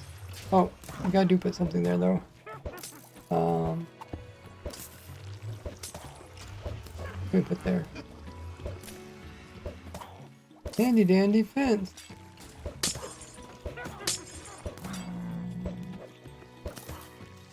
Thanks for the biddy there, huge bug. Are you McDonald's? Cause ba da ba ba. I don't know how that McDonald's logo goes. What do they call it? Chime? Oh. How are these not blowing up? I think. Oh, there they go. Okay. Because I'm pretty sure the witches do blow up. They cannot overcome the creeper's mighty powers. Well, the charge creeper. Press Alt F4 to get hints. Closes your window. But if you push Alt Tab, you can move between windows. Or if you push Windows Tab, this is one of the buttons I have on my controller, is the Windows Tab one, because it's a nice way to lose focus on something without having to push a different button. Anything else we're gonna change? I'll just double check. Oh, how do we get music? I don't think we actually need a hopper here. Because the blow up, and if a name or a head actually a head really shouldn't fall way over there anyways. Like a head shouldn't really even fall into this platform. Is it? I don't know if it can. I think we can do without this one too. Unless we're picking up. Oh, what else would you pick up? The creeper blows up, so there really shouldn't be any drops on this side. Items really shouldn't fall through there. Like an item maybe could land in there somewhere. But then again, it should get picked up by the topper for that. Oh, we ran out of mobs. Okay. Where? Press Windows Control Shift B to restart your graphics card. I don't know what that does. I'm not gonna push it. Click. You can click F1 and then hold F3 plus C to get hands of Minecraft. F1 makes it so you can't see your chat. But you can press F3 plus C, now get your coordinates, but if you hold it down, it will close your Minecraft. Force close it. Yeah, I think the F1 is so you can't see, because you can, I think there's a countdown, so I think, whoops. If I hold F3 plus C, right there, F3 C is held down, this will crash the game unless released. Then you would release it to stop. But then if you press F1, you can't see the message. That's actually pretty sneaky. F3 escape stops the game, single player. That one I do use sometimes. A little bit more difficult than just pressing escape. Okay, so not sure where we got these music discs. Did we do something recently?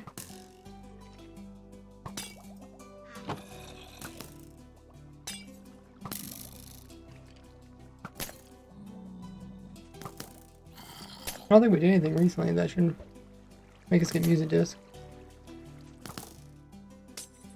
And I think the only thing we really need to check, just double check and make sure.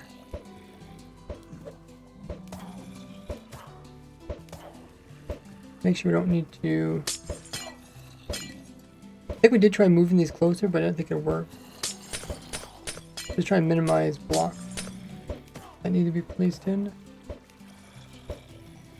I think I placed these in maybe.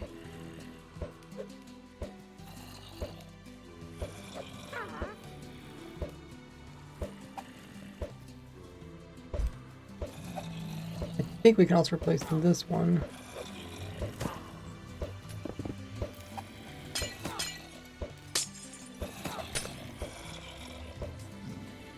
Because I doubt the witch will hit that one. You can see the witch is kind of falling between these two. And I think at one time we did try switching this block out. Somehow the witch potion did actually come all the way over here and hit this. Because the golem died. What I'll probably do is just take this little piece and then take it to a special world. Like a void world, and then just run it with the tick speed mod. Control C is control copy, yeah. 3 plus F4, that's the one I use a lot. F3 plus 4 is a macro that I have here. Use Alt space C as an alternative for other further windows. For me, it's type C, huh? Alt space C. I've not heard that one before. Is that on Windows? One time I went to, you know, like one of those big sheets that have all the different window shortcuts. And I started reading through them, like, wow, there's some really useful ones here. And that's kind of where I learned about this one. This one that makes it like this. And there's special commands that actually can snap this to left and right without doing anything. Alt V. Measure Alt V. I know if you do, like, Control V, like you paste something. But if you do Control Shift V, you paste it without keeping any of the extra flares to go with the text. So you just, the only thing you paste is just the raw text. I use that one quite a bit. You don't end up pasting like the font or the size or the othering. Don't got a window key? Are you a Mac? Go to your desktop, press Windows X and then U 2 times. I remember like in high school that was like all the rave. Is it all the rave? Yeah, just like people learning these really obscure shortcuts. Like there'd be like a shortcut to shut off your computer, So like kids would go up to other people's computers and they just go like ta ta ta ta, like type three things on the keyboard and it would shut down the computer, something like that, you know, something funny. Or kids that would be like playing games during school and then they would want to, you know, hurry switch, then like alt tab so they could switch windows. So the teacher didn't see that they're playing games. You correct it. I want Control Alt Delete. Control Alt Delete brings up your menu. If you do Control Shift Escape, it brings up your task manager, which I actually have up at the moment. I keep track of how my computer's doing. Not doing too bad today. 75% memory, 80% CPU.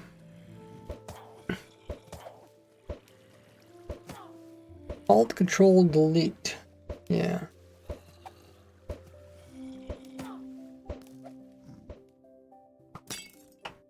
Oh, looking pretty good.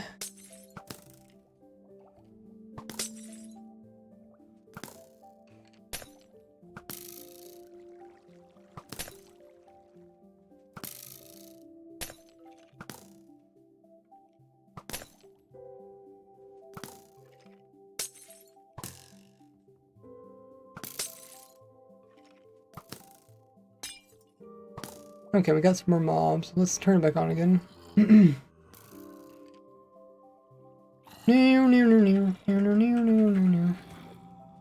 Windows plus E. What does that do? Dude, if you guys ever really want to be more efficient, there's some like really cool programs. Besides like just learning all the different Windows shortcuts, which I would recommend. I think I did this when I was trying to just minimize the amount of like inputs I do on my computer.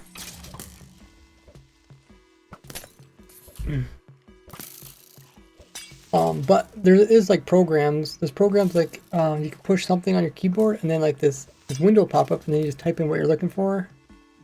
So rather than like going around on your computer, like let's say you want to open up your Minecraft, what you do is you push a key on your keyboard and then like a search window pops up and then you just type in what you want and then it'll show like all the options and then you maybe push a number correlate which one you want to click on. It's kind of because if you guys know, I kind of got into like the minimalistic keyboards. I have like two keyboards. They're both halves of the keyboard. They're strapped underneath my chair. And because of that, because my hands are typically underneath my chair when I'm typing, the question is like, how do you do stuff like move your mouse? You have like keys on your keyboard that move your mouse, but then there's like easier ways of doing that. It's like searching for things, open them up. And I actually got pretty good at like, you know, using different, I use like Control Shift Arrow to like highlight stuff. All those shortcuts so I don't have to keep moving my hands through the mouse. Hotkeys, it's not actually hotkeys, but you can use hotkeys too.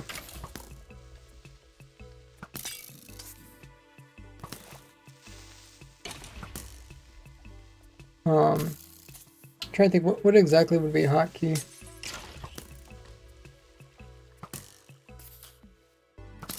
Because a macro is when it like does stuff for you. Macro could like type out for you or can move a cursor. Shortcuts, that what I meant to say. Oh, shortcuts. Yeah, it's not actually like the same thing as a shortcut like on Windows. The actual program that helps find stuff within your... I mean, you could kind of do the same thing. You could push like the Windows key and then type out what you're looking for and then hit enter. It's kind of like that, but it's a little bit nicer. I think this person was using a Mac, so he probably didn't have the access to like the Windows stuff. But what does hotkeys do? I'm trying to think. Is that where you push like one key and it does multiple keys? I have a brain fart. What hotkey? Hotkey. Definition. The key, or combination keys, provide a quick access to a particular function within a program. Oh, okay. So it's a very, very broad thing. That's like Control C, that's a hotkey. Makes sense. Use cold keys. The keyboard's inside. Keyboard's inside the refrigerator. Who was it that was talking about that they actually put their laptop inside the refrigerator? Hackers is a set things like clicking a particular point, particular order, etc. Yeah. I think what's the other one called? Not hotkeys. There's keybinds. Okay, keybinds is when you switch what one key does to another thing. I haven't used Windows 7 since like 6th grade. Thanks for the biddy there, Huge Pog, saying your refrigerator is muted. I can't believe like how noisy refrigerators are. And how much heat they put off too. I was like standing from the... I was trying to figure out like what's producing heat. Because I was trying to run not to run the AC. I was like, huh, if I could just stop heat from accumulating, maybe we wouldn't have to run the AC. The computer puts off a lot of heat, but then also the refrigerator puts off a lot of heat too. Peek at desktop. Oh, thanks for hitting the follow button there, Luke. Window plus space, what does that do? Oh, yeah, no one looked it up yet? Like I said, if you ever get bored, just look up like the shortcut keys. Especially on Windows, I know there's a lot of them. There's one for particular things like the internet.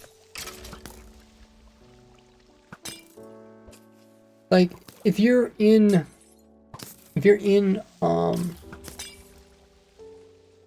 like a website and you're trying to click on the URL, if you push certain keys, it will automatically put you in the URL. I can't remember what those keys are. That's the thing, like there's so many cool hotkeys, but or shortcuts. Or what do they call them again? Hotkeys, yeah. So many hotkeys, but you just can't remember them all. Man plus space.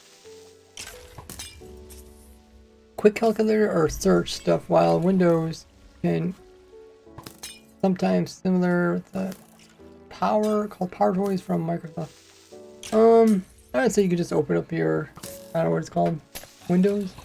You just push a Windows key.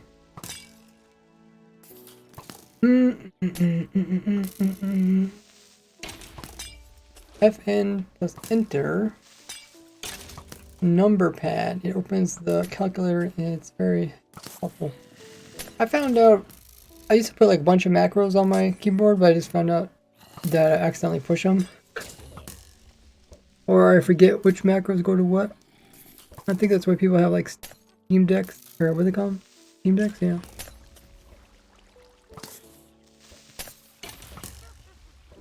So far, the farm looks like it's doing good. Skeleton hasn't died.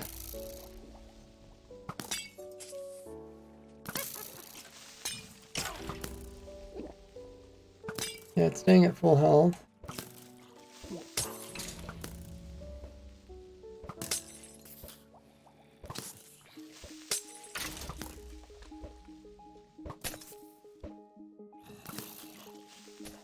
And I don't really see like double creepers or anything.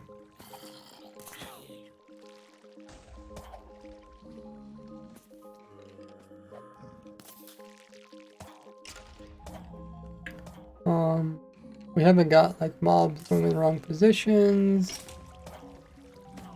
I guess we could try the piglin one next. But for the piglin one to work, it would normally be daytime. Is there anything else I should be testing?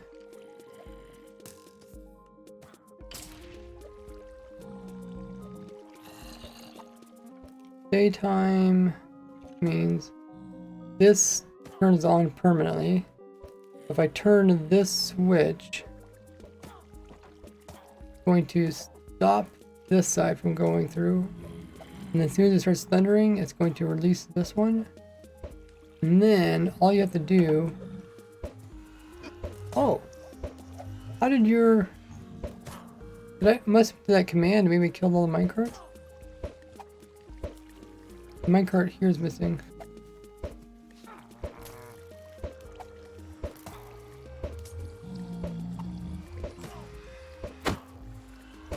Oh.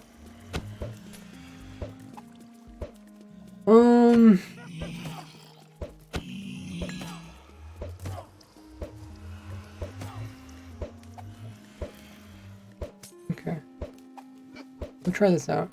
And then there's items in here. And then if we go through to this side. Currently, this is a little bit janky. But there's a clock on this side. What we should do is we need to set this clock to the same as that clock. I think it's actually running right now. Is it?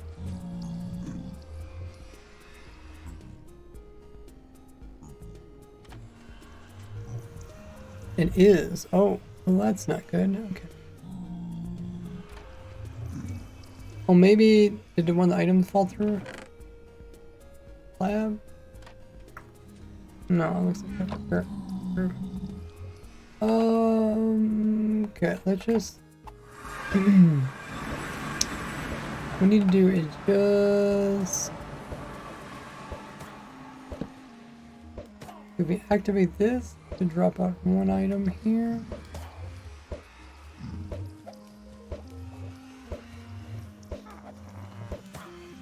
Go through here.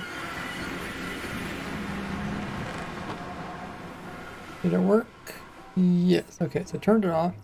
Now we just need to make this clock the same as the other one. You can see we used to have the clock really slow, but we sped things up. So what is the speed of it?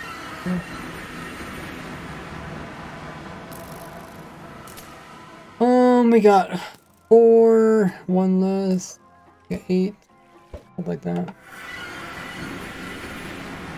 So let's do 4 of them like this, and then 1 less. Okay, so currently it's turned off, and then what we would do is we would, I think we just go AFK now at the very top. Maybe we should put, we need some commands. Yeah, it would be nice to have some commands to kind of know what's going on while we're AFKing it. No. Doing kilometers to meters? I think you remove 1,000, right? I'm from United States, so.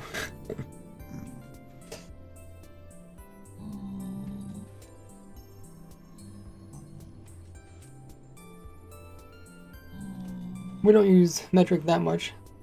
Probably would be nice if, you know, we convert it over to metric. I think we'll slowly probably do it. Because yards is really similar to meters, and I am trying to like even teach myself to think in distances related to yards.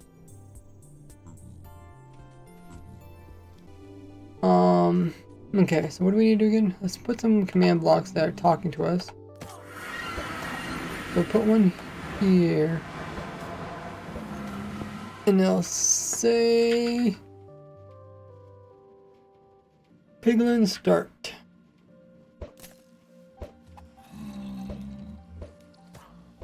So that command block will hopefully let us know what's going on there.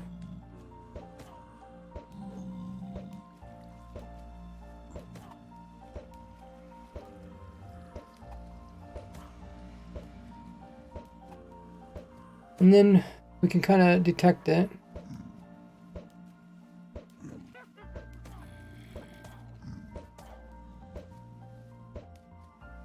Not sure exactly which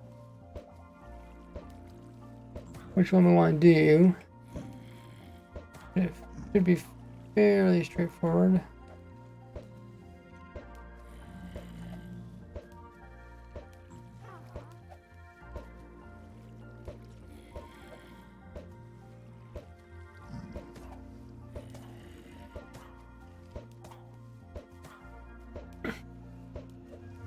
And then, is there a way that we can detect when these are actually coming through?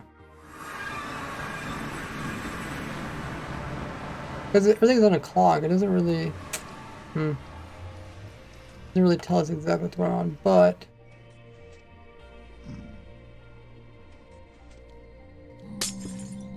we'll do something here. Say...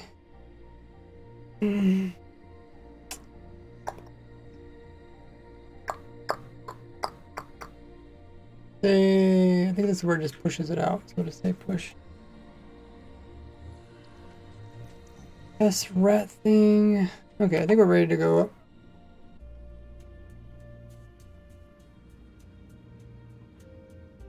Hey, Muley. AFK point is actually pretty high up.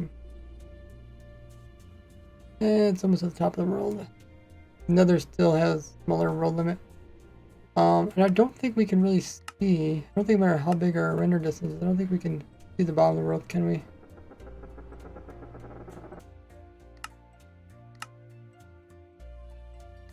It's a bit of a bummer. Oh, that's probably where I was lagging, because I had that thing cranked up. Okay. But we can look at the entity count. Actually, what I could also do is get my alt account on. It says there's 32 entities below me. Oh, and then let's set this, we do, weather, thunder.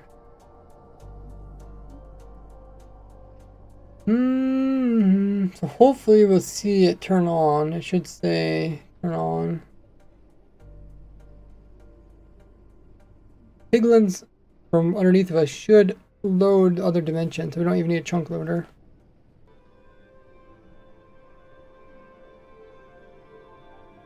Your sim distance immediate. I don't think my sim distance is going to make much difference. Oh, well, we don't see nothing yet. I mean, the entity count is changing down below.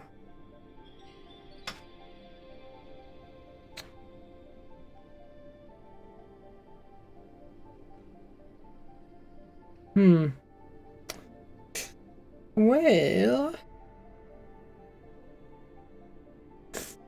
what say you? Something's not going quite right.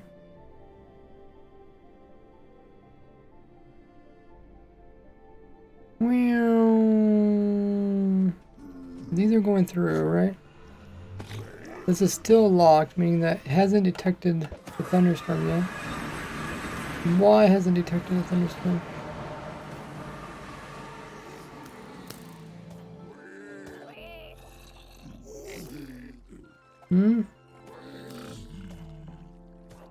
Is it because there's not a thunderstorm? But did I set it to a thunderstorm? Can I not set it to a thunderstorm when I'm in a different dimension?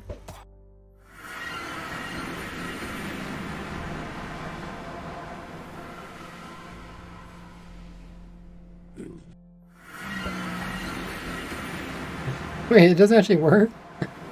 Okay, whatever. Okay, we'll just set a thunderstorm here then. Now we should see a change. Oh, how did that guy get out? Okay, I've seen it activate. And it said in chat, Piglin and also push. Your leg is muted. What if my leg falls asleep? Okay. So, it's doing something. Hard to see what it's doing because I don't have my alt down there. Thanks for the biddy there, huge bug. You guys are doing math in chat. Thanks for following Paro. Weather is set in the dimension, but there's no weather in this dimension. Is that a hint in the future that they're gonna add weather to other dimensions? What if there's like acid rain above the nether ceiling and then you just take damage? That would stop those pesky players from going beyond the world that we intended them to play. I'm not supposed to be playing on top of the bedrock. How dare they?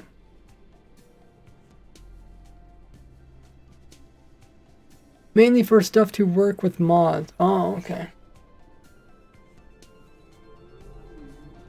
Didn't even think about that. Well, we can't really see much here. So So let's just hop down and see if we can actually catch this thing in working.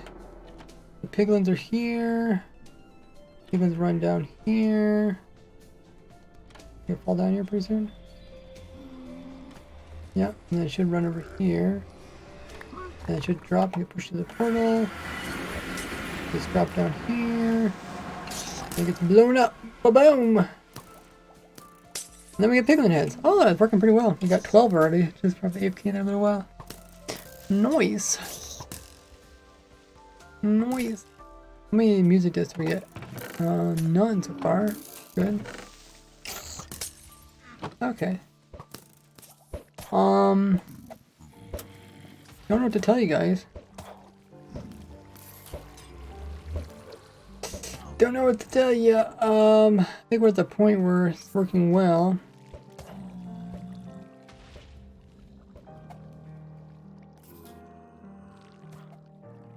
Weather clear. Maybe I will bring. Oh yeah, this is also got to pay attention to the alt or the turn off. This is a turn off switch. It turns off. Ooh, I should pay attention. What? Yeah, because it turns the minute clock slower, so these timers might not be long enough.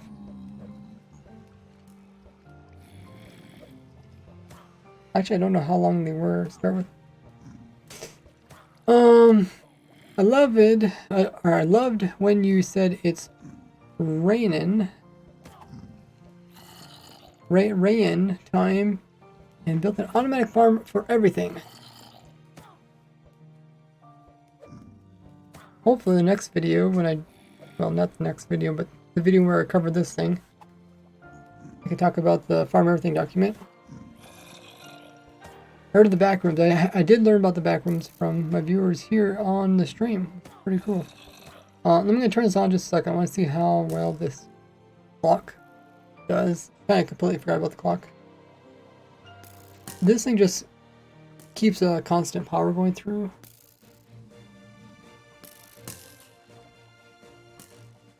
How weak does it get? 8, 7, 6, 5, 4, 3, 2, 1. Oh wow, that's so close. I think if we made it any slower, we would have to change it. Okay, let's watch this clock too.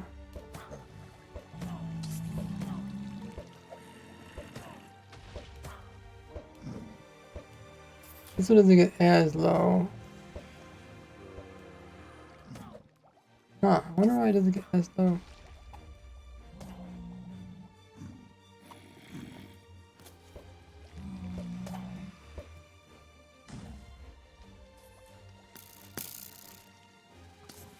Why would this one get lower?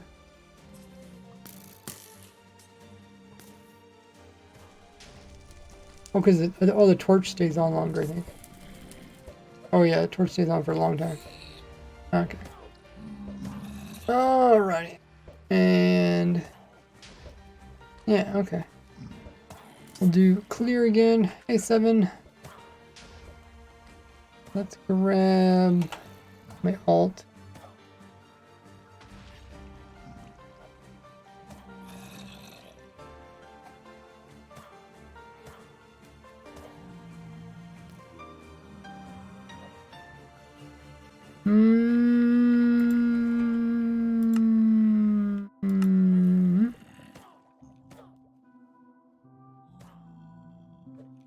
Yeah, I heard the back rooms.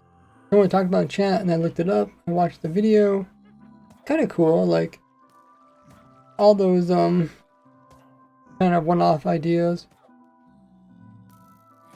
that then get expanded upon.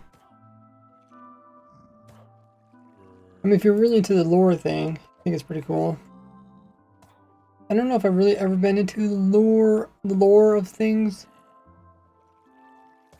I mean, I'm doing tactical Minecraft, so there's not much lore in technical Minecraft. Before that, I used to do technical RuneScape. Used to be Village Hunter in RuneScape back in the day. But the nice thing is, Minecraft, unlike RuneScape bans you if you try to perform any types of glitches that they don't like. Don't read if you don't want to worry about drama.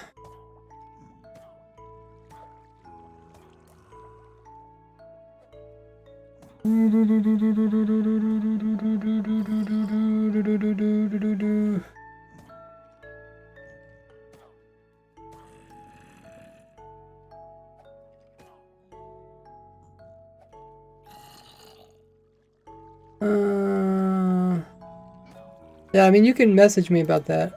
Mutely. Charge my phone for every 10 minutes. I actually have to set my phone to power mode. So on power mode, it just uses less power. Oh, look at that! I joined the server. Cool. But yeah, it uses less power, and because of that, I'm able to last all day long. Did you hear about Europe? Europe passed some law meaning that all phones have to have replaceable batteries.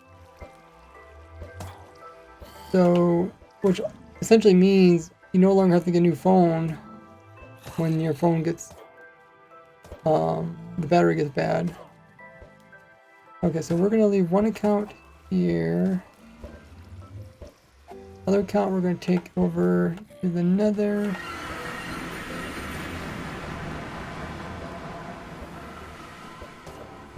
Yeah, so I mean, I think like most people, I charge my phone overnight.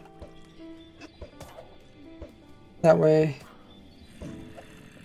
it's all charged up in the morning. You can kind of see it working. I could go over.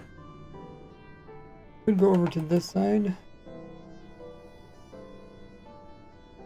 Okay, let's watch this. Alright, actually you don't even need to see the other side. The other side's kind of boring. Kind of boring. Don't need to see it, guys. But yeah, you can see this is the pigman farm. The zombified duties. Walk off the edge. Actually quite fast because it's like the only things that spawn here.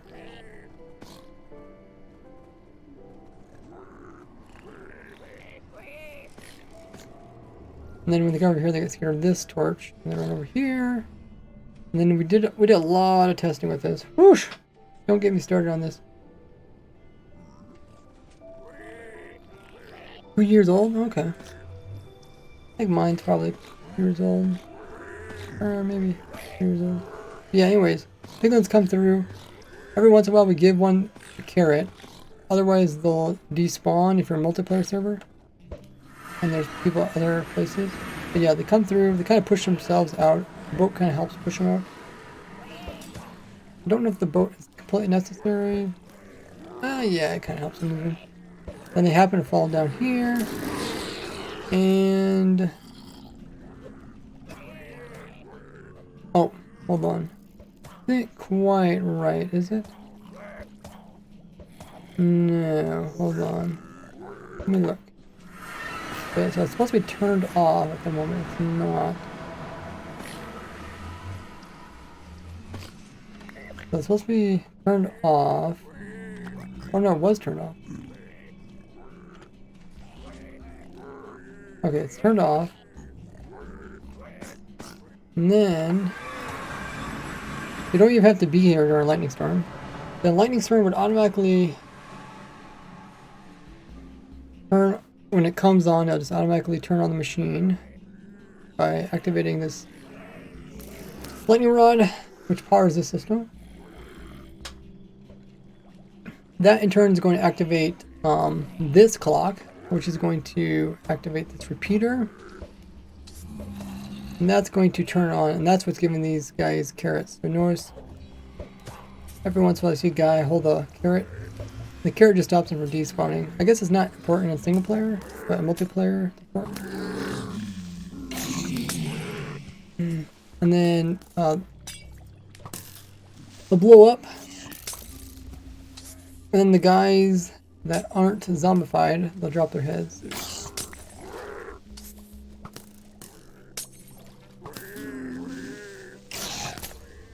But you only get one head per charge creeper. So even though the farm's producing a ton of piglins, it don't really matter.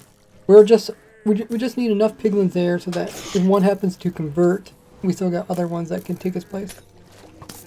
I don't use iPhone or Samsung. Okay, those are the two big ones. But there's probably other ones out there that are just as nice.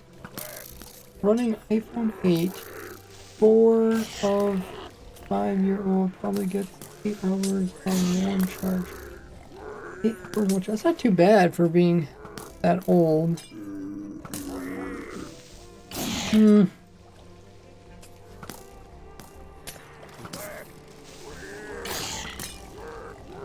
But yeah, hopefully you guys can kind of see how the farm's working. For the piglin farm, they just get scared by torches, and they're just set up in such a way that they kind of end up down here, and they get scared some more. Pathfind over here. They go through this little thing, pick up a gold item, get pushed in with the clock. The clock is timed with the other side, so they should kind of come out similar time a creeper comes by. That way they don't convert piglins too soon. And then the whole blowing up thing works. And yeah, everything else is pretty straightforward. It's actually this is a lot easier to understand than this whole part over here. And that's why we have an on-off switch, so that these other guys don't come through really good. Except creepers. But yeah, I'm really happy with this farm. So I guess the next thing, probably to just let it run for a while. Probably put a specific, probably put like 80 carts in there and then let it run. And see if we run into any problems. Windows Phone. Is there even such thing? They probably do have that, don't they? Google has their own phone. Google has their own phone service too, which is kind of crazy.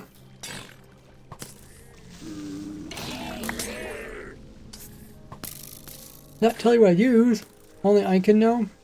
I mean, there's some pretty nice alternative phones out there. There's ones that are they're really nice. So that Motorola, they have some ones that you could drop without worry about too much. The ones are like kind of water resistant. There's ones that are like more secured. If you care about like your security, there's ones that are better not collecting data. I mean, whenever there's like a niche, someone's gonna fill it. Oh, I almost got crate up. Nice. Almost at 20 hours there. A rod trap. Oh, how do you say that? Rutra. I always want to say rude.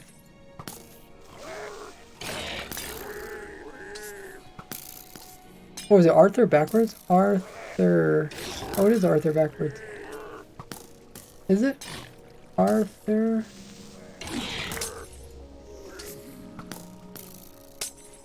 Exactly. Because I see the TH there, so it's like, okay, TH is backwards. Ah, I see. Arthur. Well, this is... Phone has flown across a parking lot and through a wash machine, somehow survived, not even broke screen. Yeah, you must have one of those, like small roller ones that are really durable. I know a lot of people like in construction have the tougher phones. I actually dropped, not this phone, I had a different phone that actually went bad. It went bad like as soon as my plan was up. Can't remember, like 1 year or something. It went bad, but it had an otter case on it and actually dropped it almost 100 meters. I was 100 meters up and it accidentally fell. It wasn't quite 100 meters, but yeah, it worked fine. I'll use a Nokia. Okay.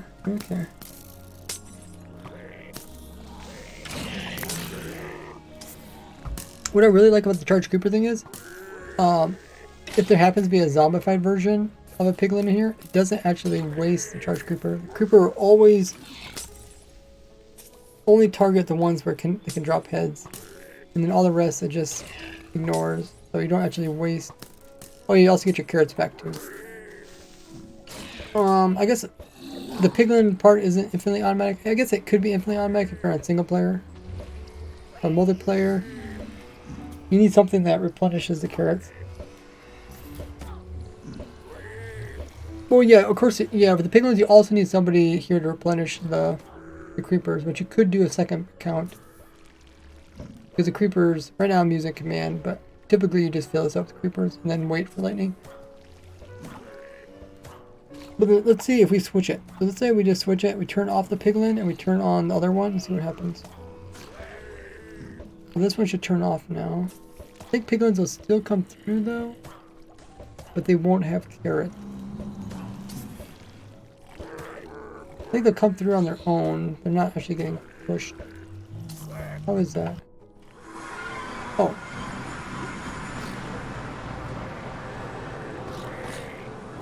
Okay, I guess they're still getting pushed. Huh. Well, I guess if you really wanted to, you could hook this all up together. Oh!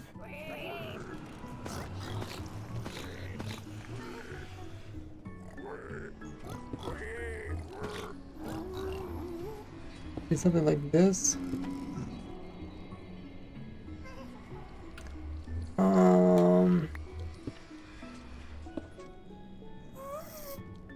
Actually, we had a repeater here. I think that would lock it. Now this is extended. They can't even fit through here, so they're just gonna sit here. Except for babies, I guess they're all through there. It would be problematic though. As long as items don't end up over here.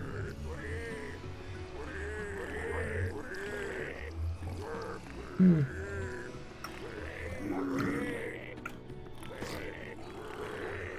don't think that breaks anything else because it turns off. It should be fine.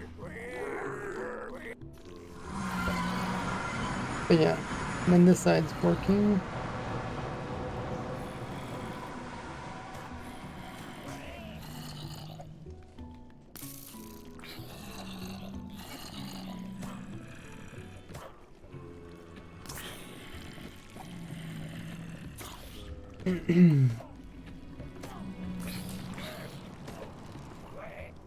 Semi-automatic. It's automatic for creepers, skeletons, and zombies. And then it's actually infinitely automatic for creepers, zombies, and skeleton heads. For piglins, it's semi-automatic. Yeah.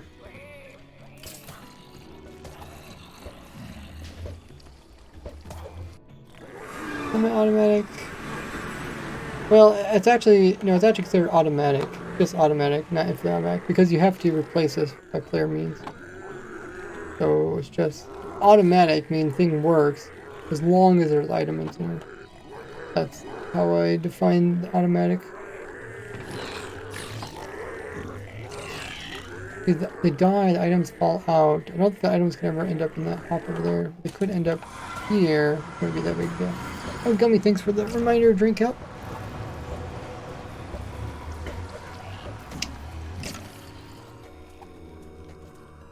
And then at any point we could switch it again. We could actually switch it. Now I should switch over to piglins.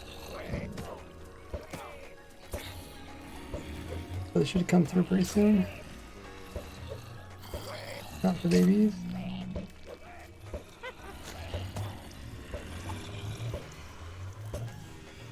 Are they coming?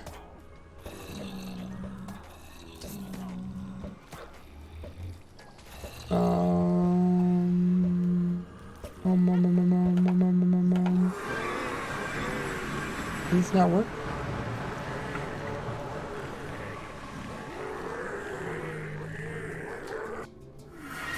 We switch this lever. Switch the lever, so now what happens? Maybe it doesn't work. Let's see. So right now it's closed. Turn it on. Oh, I think it was on. Right now, it does use a T flip-flop, which is a little bit scary. Those things can go out of whack. But it should be off, which it is off. It is off right now. Now all we need to do is get that repeater to turn on right there. So if we turn this on, it should turn that repeater. It should send an item through. This is working properly. Looks like it is.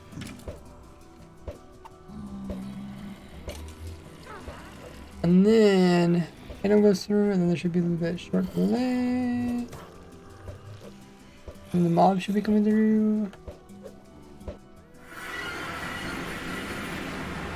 Oh, it's not working. Okay. We got 33 gold carrots here. We got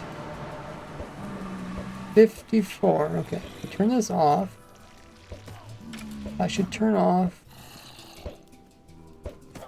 And then that should drop 54. We still got. Oh no, okay, dropped it from there. Okay, so it dropped it through. And that should turn this off. Sorry, off. I don't look like I really did anything. We still got 33. So I shot a carrot through, but the carrot didn't end up here. Where did the carrot end up? Who knows? Nobody knows. Maybe the piglin stole the carrot before it could go through. Ooh, that's a possibility. Close enough for the piglin to pick up the carrot. Okay, how about we don't use a carrot? Let's use some item that piglins won't actually pick up. That'd probably be a smarter thing to do. I think at one point I thought I was going to recycle these around. But I don't think it's worth cycling them around, because I think it's going to make the system a little bit too much work. So let's do something like bones.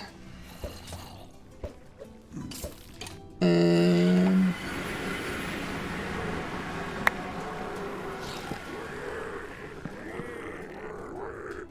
use bones. Okay, now let's try it again.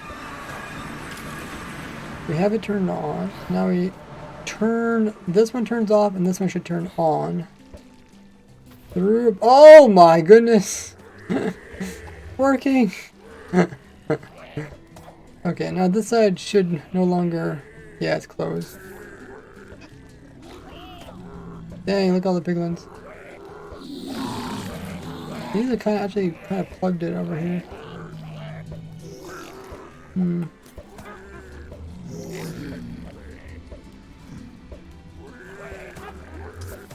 Okay.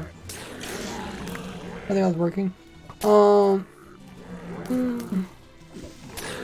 Muttley has redeemed quiet time where I can save my voice by not talking for 2 minutes. Let's start that. And we'll watch this working. Start now.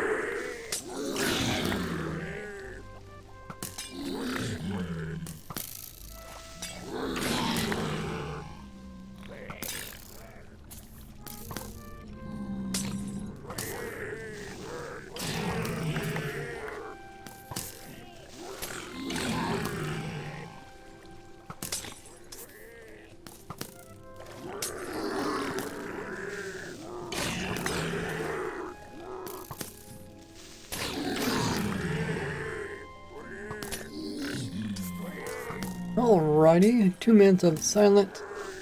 Save my voice. Appreciate that redemption. You guys can redeem stuff. Look at the little pumpkin guy. Using your channel points.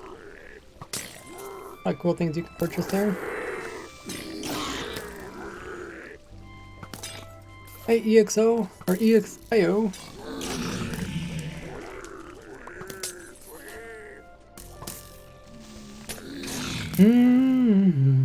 Looks like working good.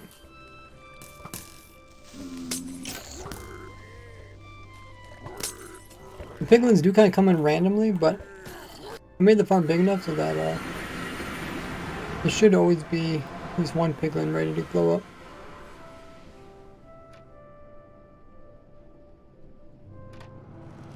I think I also, yeah, I also made it so that we purposely made it so that piglins try to walk into here. There's already one there. It's a lot harder for them to walk in. So try to just have one in there. I think if there's two, then yeah, two it's like pretty much impossible for the third one to walk in.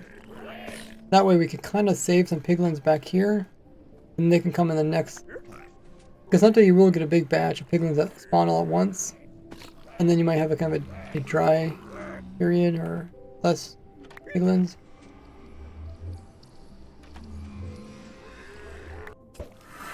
But hopefully it all kind of evens out over time. Piglins like so busy looking at the carrot. Like, nope, boom. They do take a while to convert, so you do got, yeah, they don't get blown up by the first convert. I guess,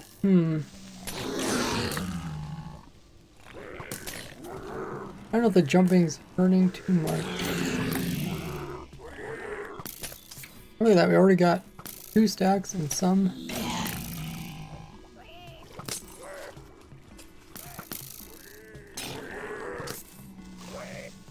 Yeah, there's zombified piglins with the piglin heads on them, so from above it looks like they're just baby piglins. I don't want those.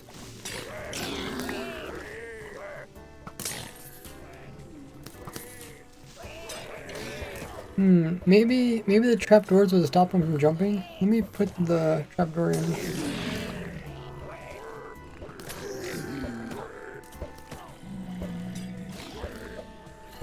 Oh, lost. Come on.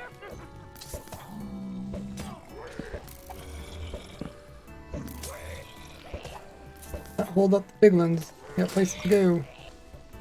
Oh, well, the babies would jump just because they can pathfind. Yeah, I think we did try to stop the jumping. Well, at least we tried to stop the jumping here, because I remember they would jump on the edge. But I think it's not too bad if they jump down there.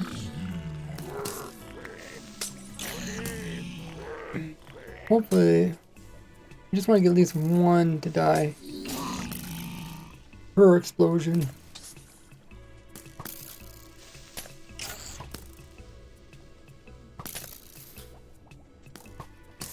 $16.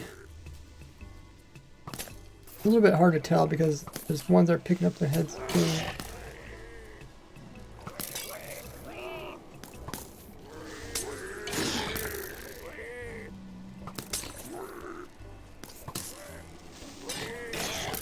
I think you should refresh every 15 minutes.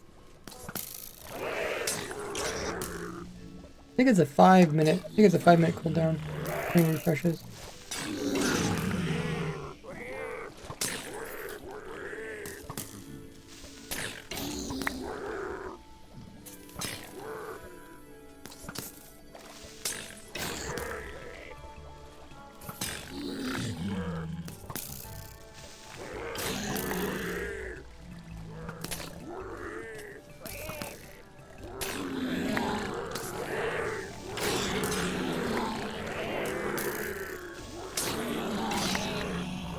Funny face.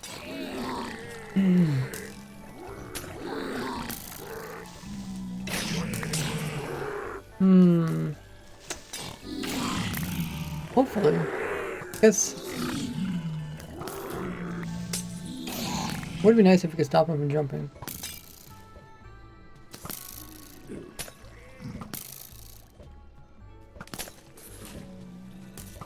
Like, I think if you jump and then... Yeah, they kind of avoid the damage. We might be losing our potential mob heads.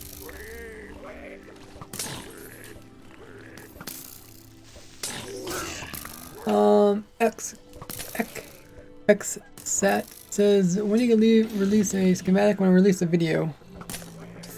Still gotta record it. I think we're at the point where everything's working pretty smoothly. Don't really like these piglins jumping, but maybe we can make some change. Oh, this is need your help. I have infinite resistance. How can I kill? You want to kill yourself?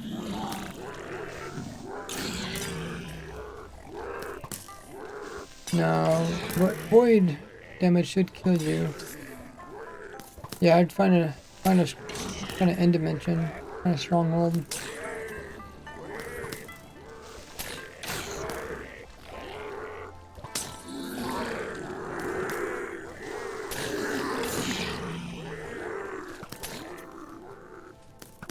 I guess what we could do is we could have a specific number of creepers here, and then we can start it, and we can see how close are we to how many heads we would think we would get versus how many we actually get. So if we could stop these from jumping, that'd also be nice. I thought we figured out why they were jumping. I can't remember what it was. I thought that's what the trapdoors up here were for.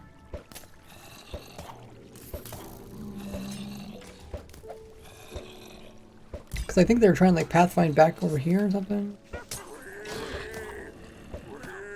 I think maybe it's only the ones that are actually holding items that were jumping.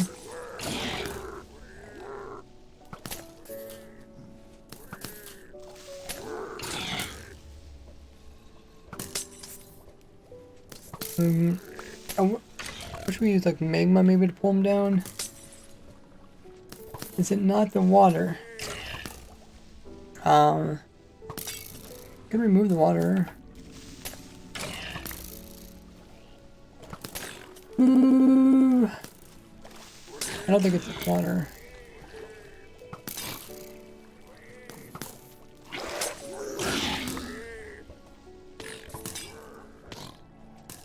They're still jumping without water. Hi, Kent. Do constantly flipping trapdoor on top of them? Yeah, I don't really want to do that. I mean, if I have to, I guess we could, but try to minimize the amount of extra components.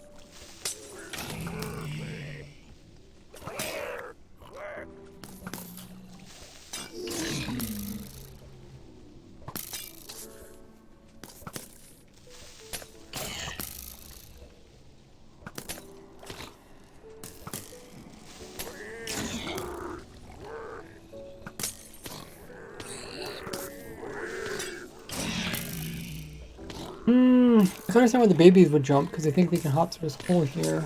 That door is.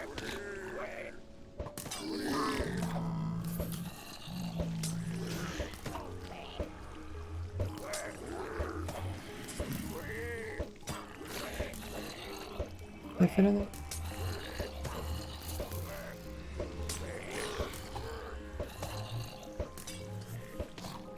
Does that fix that?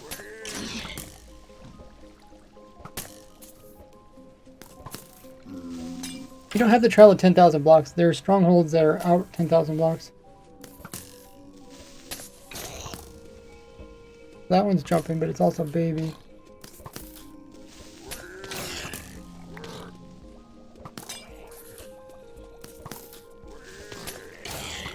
I might have fixed it.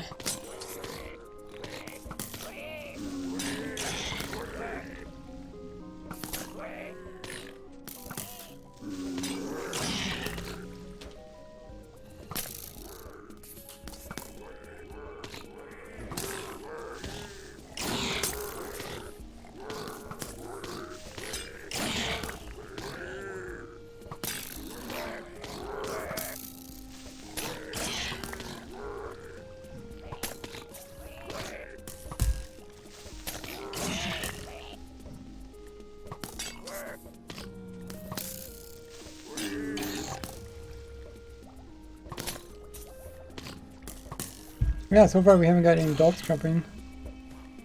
Let's just make sure it works for the other mobs. Let's also turn off, make sure this is working too. This should be the off switch.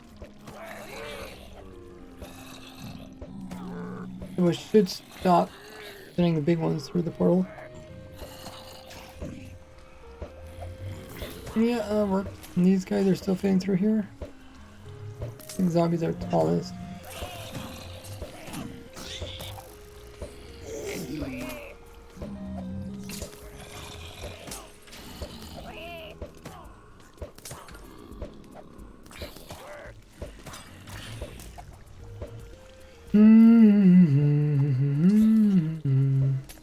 They both come different directions. It's okay if it takes a little bit longer, because creeper takes a while to blow up.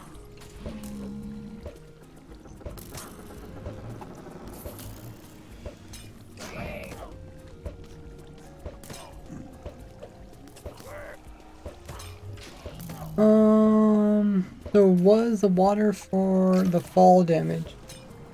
Yeah, I think so. Fall damage surely would make more efficient anyways. What I did is I figured out how much damage they might take. Because they can take some fall damage from stacking in here. And I try to negate that by making them. We could try it without water. Did we run out of mobs? Oh, we did. Okay. Turn on the piglin. I mean, it does help with the piglin side. Oh my gosh.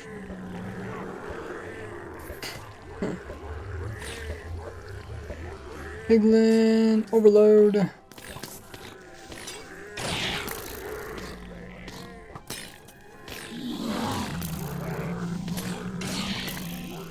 Now we're about 3.5 stacks. Piglin heads. I mean, if this works.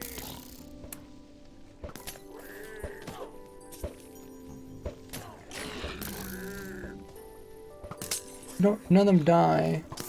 My concern isn't really the piglins. It does help the piglins die because the piglins pretty much have full health by the time they come in here. But now that they're not jumping, they should pretty much die. Like, being that close to charge creeper, they should pretty much die. Few die from the fall damage? Did they really?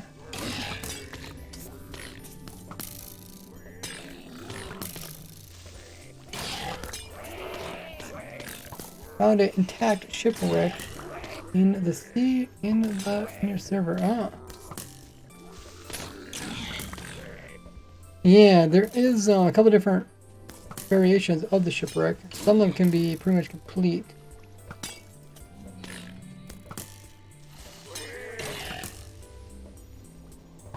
Section 4 leather boots. Ooh.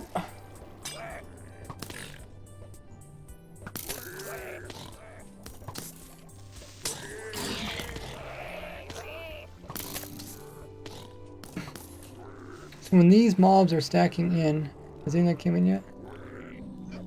They're coming down. If you look at them,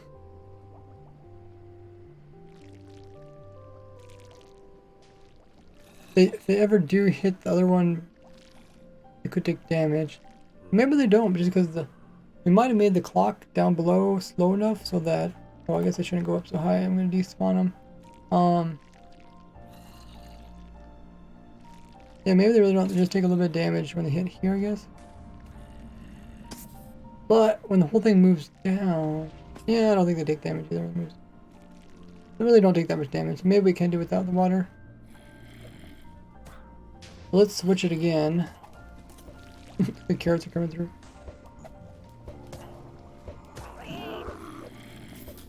Okay, switch it again. So now we're gonna switch over to the other mobs. See how these do. I want them to die for fall damage. Creeper.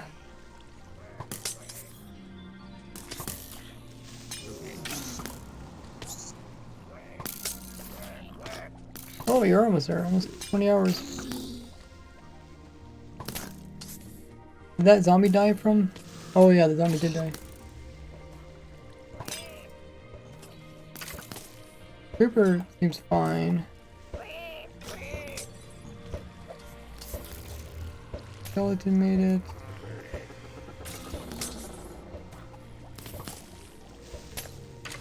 Yeah, let me grab a clip of that. You might be able to see what's going on. Oh, I can't even pause it, I forgot. It turned it off.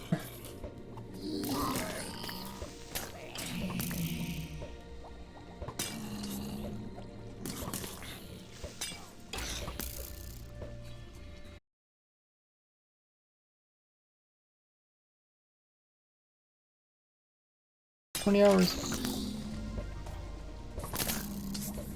Did that zombie die from? Another zombie fell and died. So I think that's telling us that we need to put the water back in again.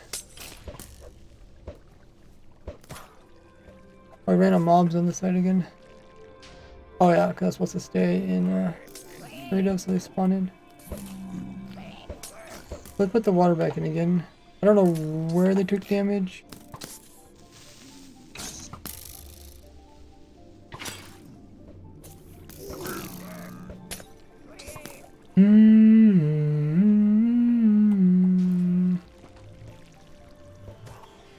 Seven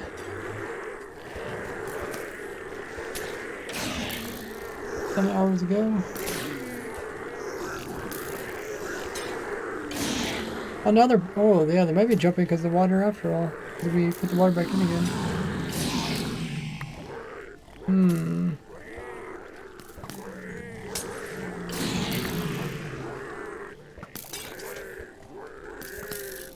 Okay.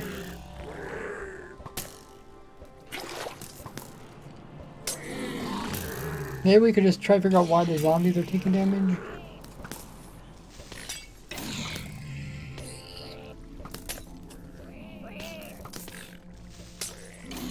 They might take a little bit. I mean, I don't think they would take max cramming down there.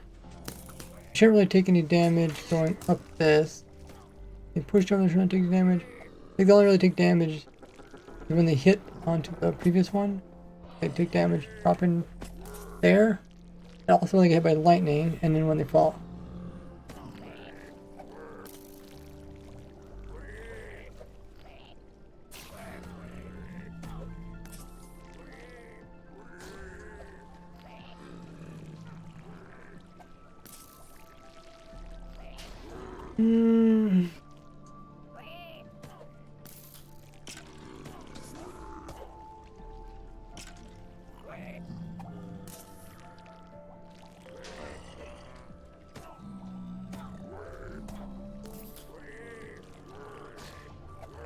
Okay, still stocking up on the other mobs.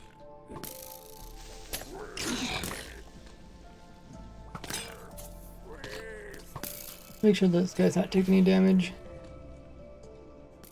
Get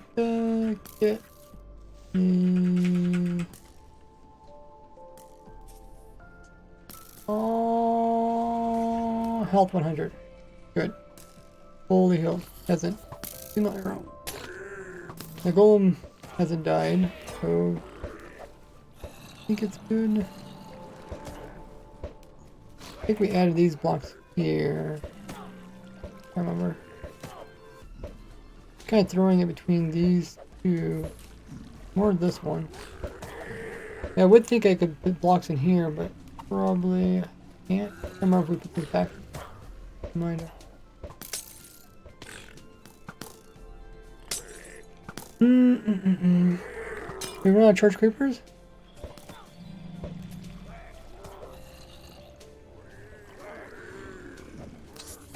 No, okay.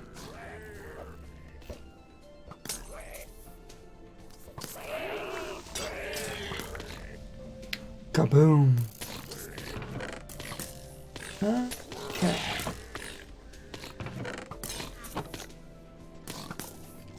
Here is, we should put in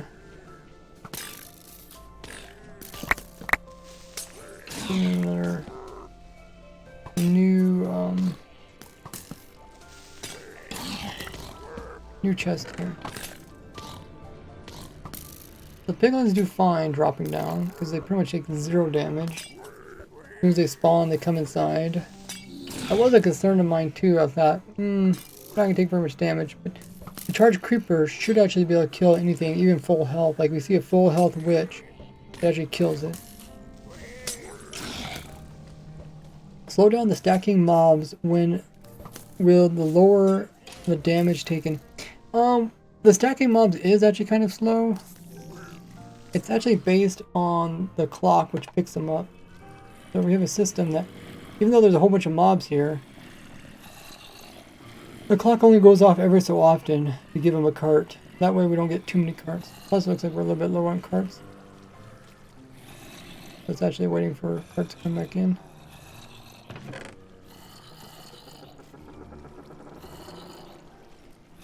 More cards in there. But yeah, if you watch it, it only does the cart every so often, so they can't get too close unless one would happen to get backed upwards. We try to avoid backup, but sometimes they can end up like piling up down here, or they get stuck right here, or you get moved in. But because of that, they're spaced out. This also stops another problem we had in the early times. The beginning of this build is at the very top. They come in too fast, they would actually pile up. So we actually added these pistons here. Otherwise, we used to have water here, but then they would kind of get caught in the water if 2 of them would come. And it's still possible for 2 of them to come in, but now the pistons just push them over, and we don't really ever see them back up. The only reason they back up is if somehow they get bumped. We're not sure how, but if they ever get bumped while they're falling downwards, then they could end up backing back into, they could essentially fill up the whole tube and go back into the water. But yeah, let's go ahead and switch it to the mobs and see how they do. Does the water hits by lightning, so it gets a little bit of lightning damage. Falls down. Okay, that one actually survived.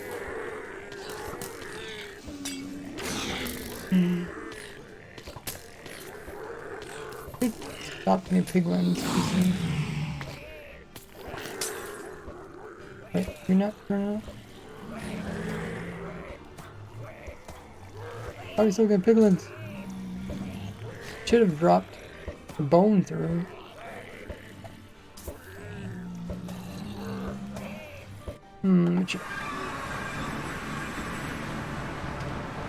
Oh, for some reason never got the bone.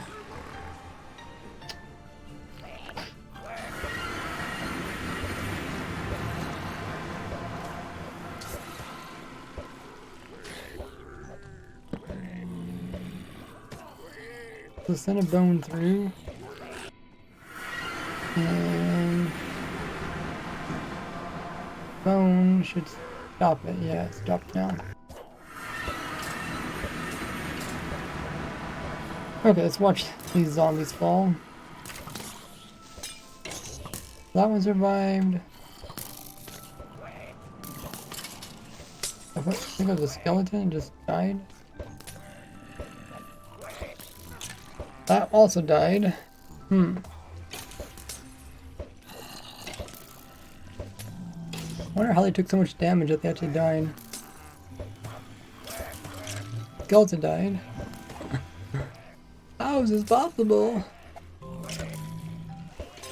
Hey, Woodwarden. Homepage early. How to make a bucket in Minecraft. That's kind of funny.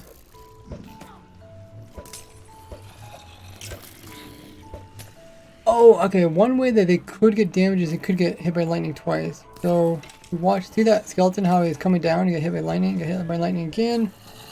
And then by the time he gets kicked out, he gets hit by lightning again. And then when he drops down, he dies. Ooh, okay.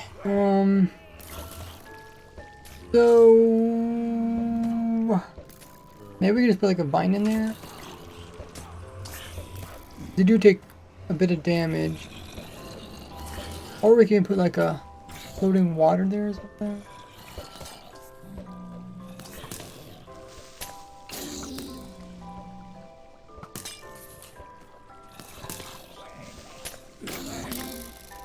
Try a vine.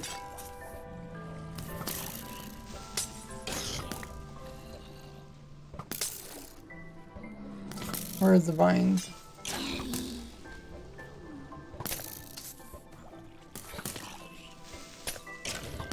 Buy all the other vines. There they is. Hiding on the edge.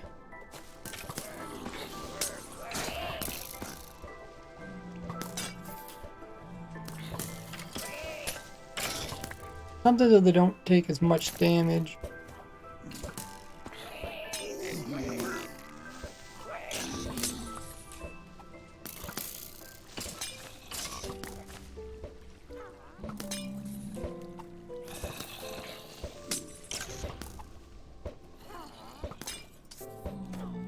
Data, get, add entity, type equals zombie. Oh, I was afraid of that. How did he get in there?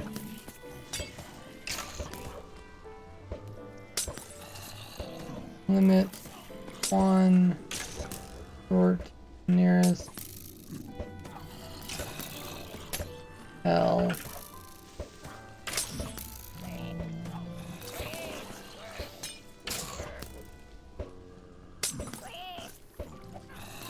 Okay, maybe we should move down a little bit more.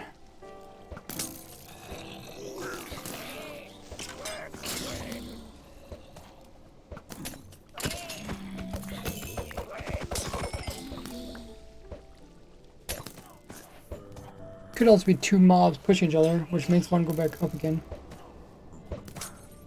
Let me stop the other mob or the other player from summoning babies.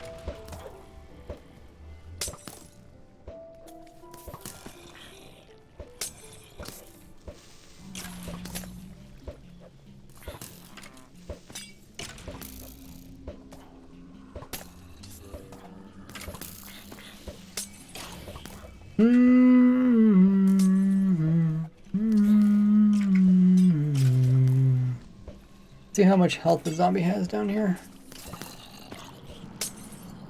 9, that's not bad. Of course, I haven't had armor on.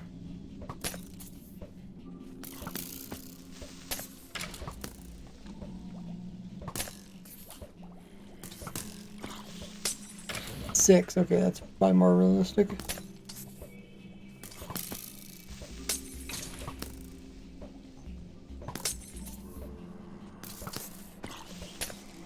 Six, okay. Any of them get stuck? So far none got stuck there, but I'm guessing if we switch over to piglins, piglins might get stuck in there.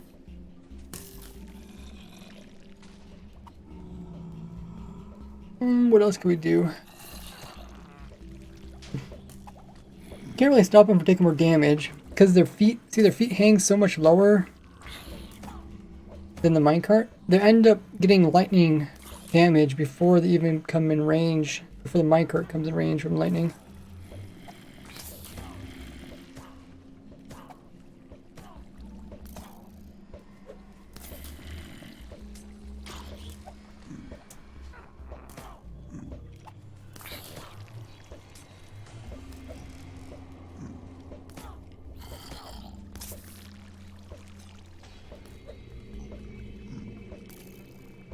That creeper is really fighting it.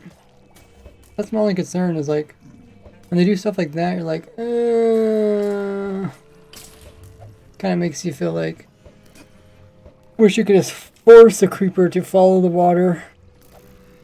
But I can't really think of any way to do that.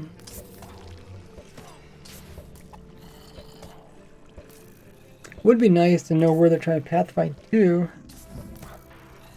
Is there like a mod that shows where mobs are trying to pathfind to? That might be useful. Farm nowadays, powerful farms are so intricate because trying to combine two features is a bit difficult. Yeah, this one's not too bad. Actually, we already designed. We had the main mob hit farm that worked for zombies, skeletons, and creepers. We had that all completed. So then, as soon as it came out with the piglins, all I did is add this portal in, and I already had a piglin farm. I added that, and actually, I had the very first automatic piglin farm head. Health level before the drop. I can just test it from here. Just sit here, and as mobs come by, I can do this command. He has 19 health. He gets struck by lightning. He got 16 health.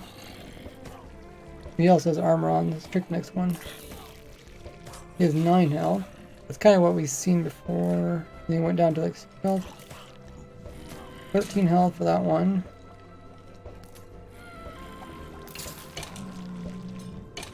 That one, oh, that's the zombie, okay. Let's go check for skeletons, I guess.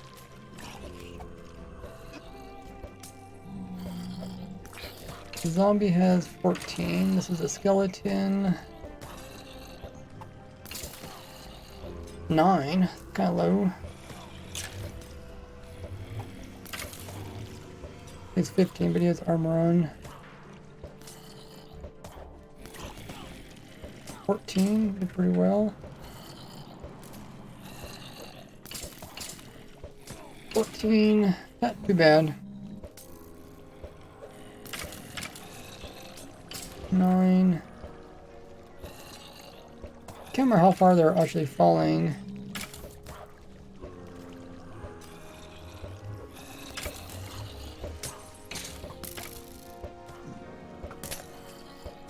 Let's switch over to piglins to see if the piglins get stuck on the vines. Because if the piglins get stuck, then I probably don't want to use it. Probably just make them not fall as far. Or something else. So the piglin on switch seemed to work. Seems to be.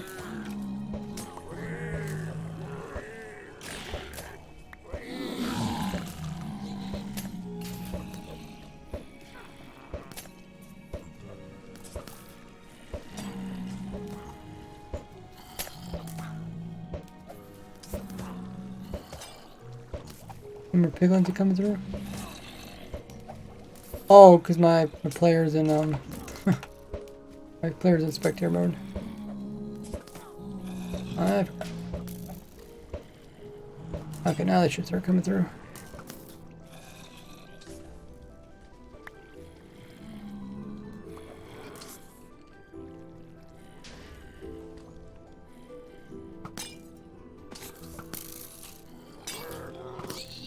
There comes the piglins.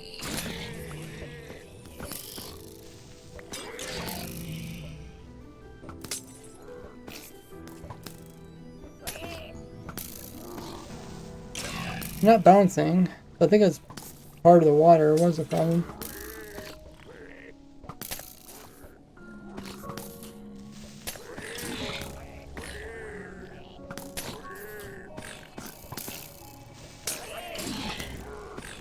That when Minecraft was simpler than this.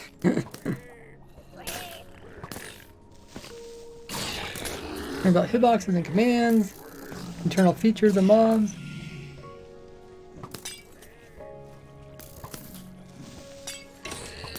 So is the design of the side of the skeleton head supposed to be a jaw? Yeah, I never thought about that.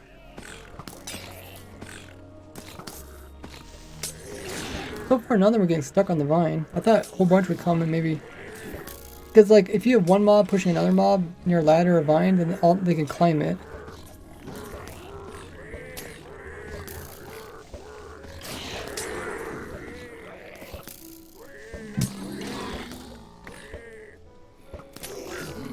I never looked that closely at the skeletons.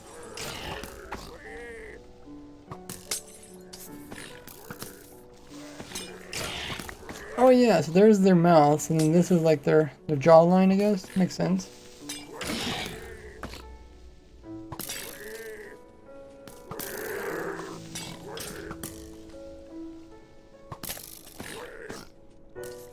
I remember back in the day, they used to do something weird where they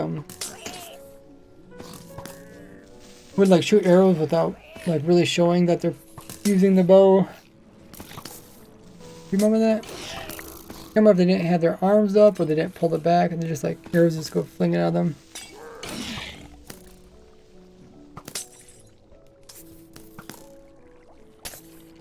Okay, so no piglins got stuck. Maybe we can keep the vine. Put a button down so it doesn't grow.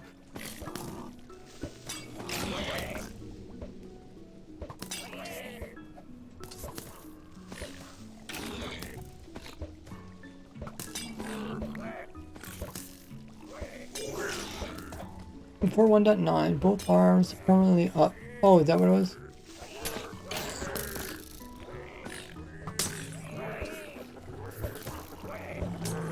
Okay, let's switch. Let's see, make sure the switches are working.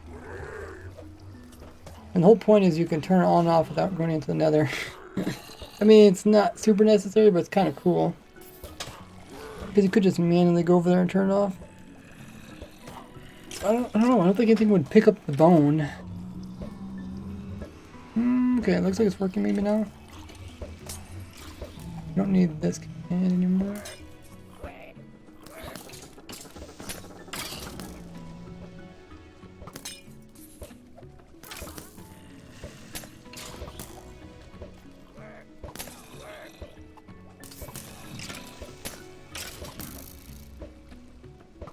Vine is a little bit expensive because you have to find a jungle.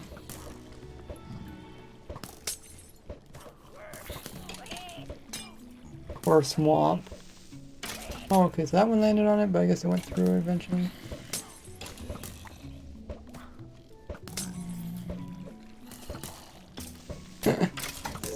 Oh, it looks so funny.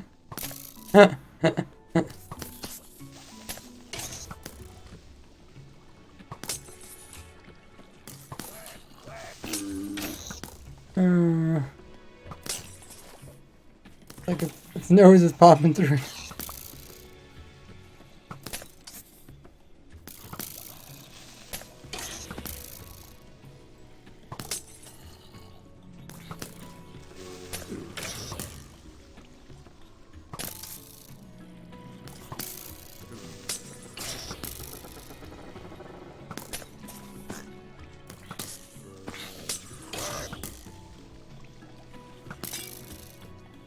Little piggy, look over here. I'll take your picture. It's bashful. It's not like his picture taken. The skeleton is shooting. Has a skeleton head? I think it does.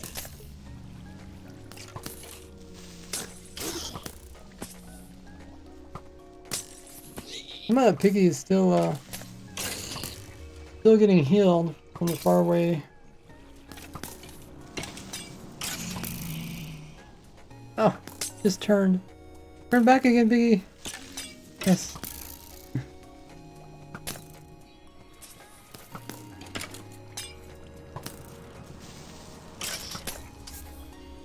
No, turn the wrong direction.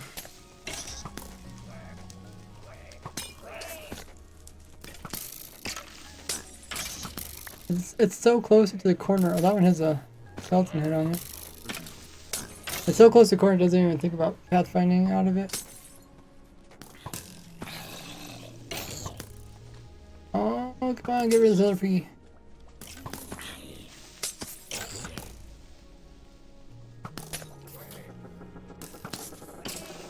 I think I got a picture of it.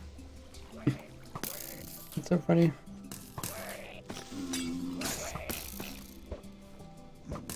Okay, so that one got stuck in it. Will it get loose?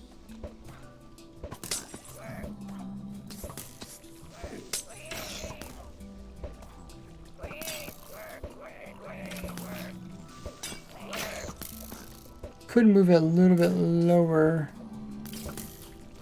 So I have a little bit more momentum.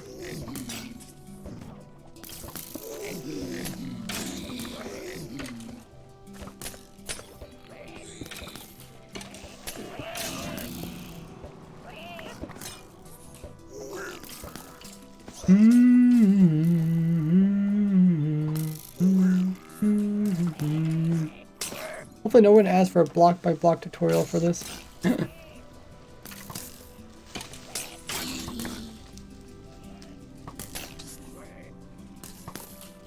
As the head of the fallen brethren. Yeah, skeletons and zombified piglins. They both have a little bit of like skull showing. See, like this little white piece is a bit of skull. So they're kind of like between a zombie and I don't know if the zombies actually have any. Oh, he got stuck in there. I thought that would help if I move it down.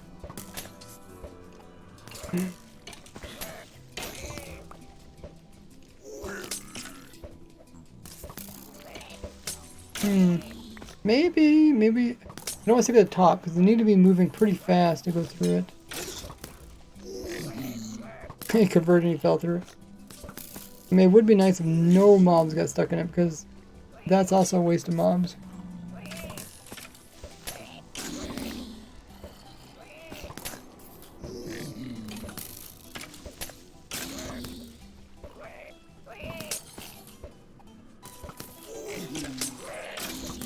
Otherwise, what can we do? I could make them fall into like a honey. Trapdoor really doesn't do too much. Can't really fit in between compost or the grindstone. Put a honey here. That would reduce fall damage. Plus we can also pick up stuff through it.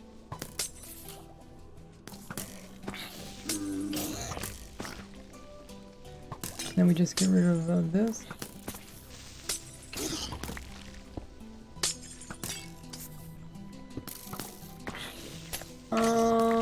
Oh, the hopper's full. Let's empty this to this.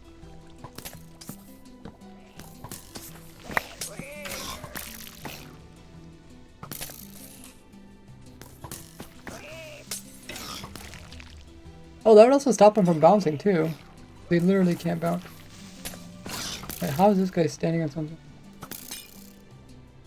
I don't think so.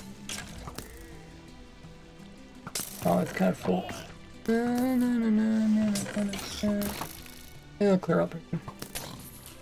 Set seed, glitchless world record. I've seen a few of them. I don't know if it's the newest one.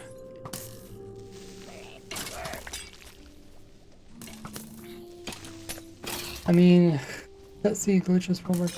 I guess I watched the task one.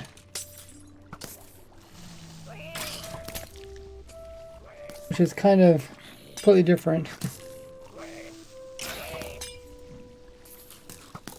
I wonder if they're not taking much damage because they're kind of hidden.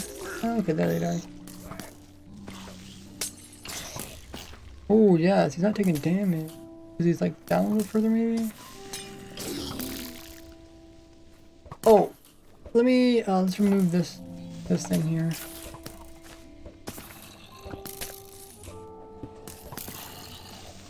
How's it?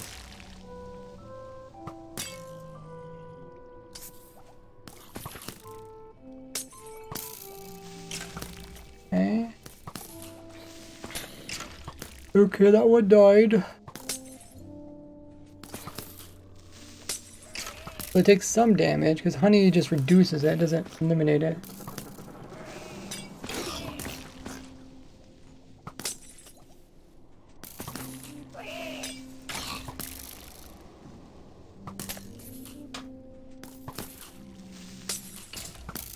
Wait for a skeleton or a zombie. Make sure they don't die. Here we get a lot of creepers. 3 creepers in a row. 4 creepers in a row. Wow. What's the probability of that? Skeleton. Okay, skeleton did not die. He had no boots on or armor. Another skeleton. Perfect. Yeah, I guess we can guarantee they're not going to jump, at least down here. Wait for a zombie. I think we have a zombie.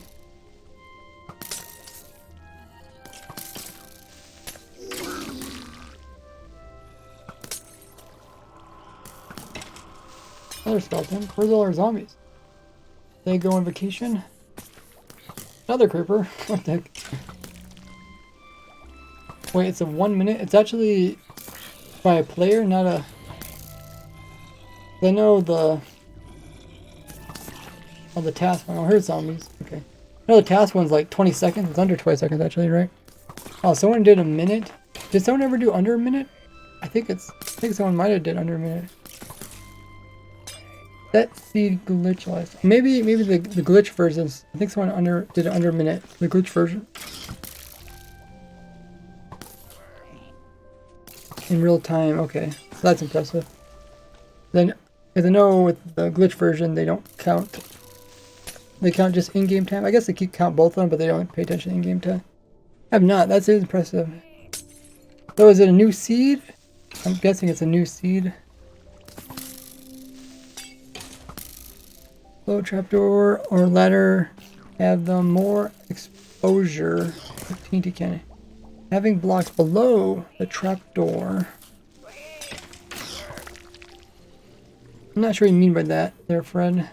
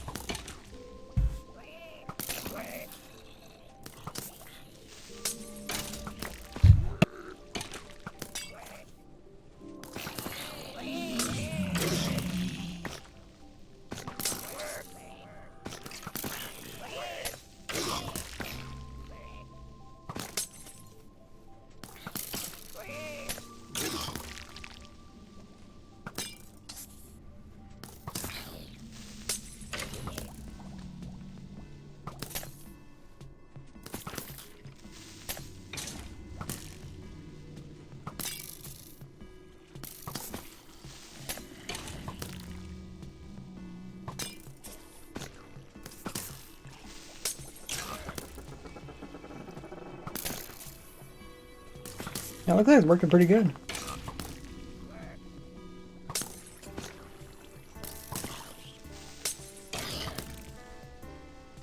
New seed 1.12, a new dragon kill strat.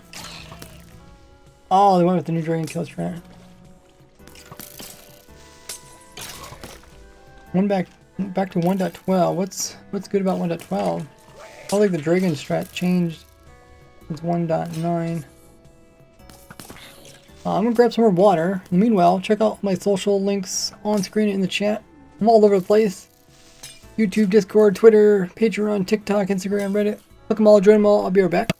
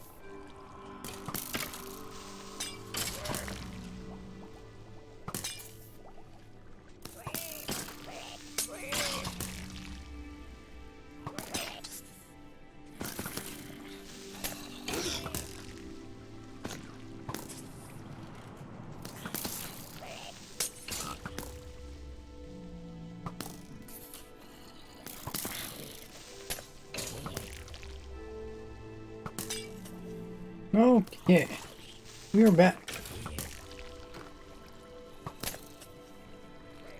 Let me read about this. Okay. Ornaments to survival mode for multi.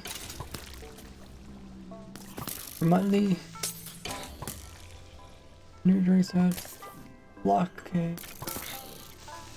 The creeper has a clean shot. I don't want the babies to get into the creeper pen. You're talking about this between the creeper and this? Because the babies, if there's any holes here, the babies will crawl through and then they'll get hit by the skeleton and they'll kill the skeleton. The babies cannot get out. Okay, what if next to the honey... Oh! Yeah, I did have a trapdoor down there. And then I could have removed this. Yeah. But I don't think it affects it.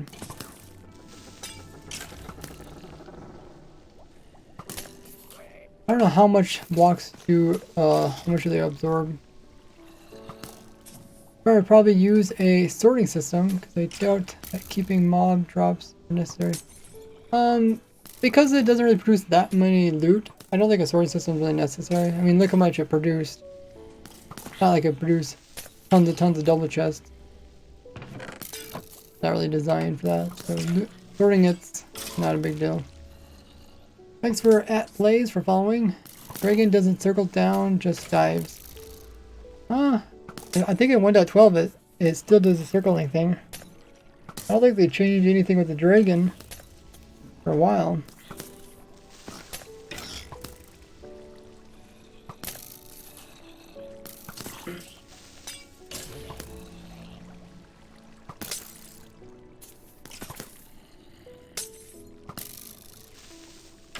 Rayless stream. Increases creeper farm output. Stream end. No, I just grabbed some water.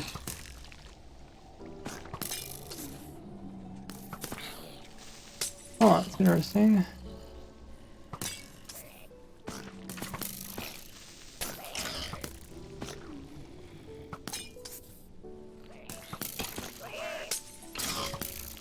Welcome in, Silent Ninja. Party time. You guys are so well behaved. Peppa, how goes it? Pop slab.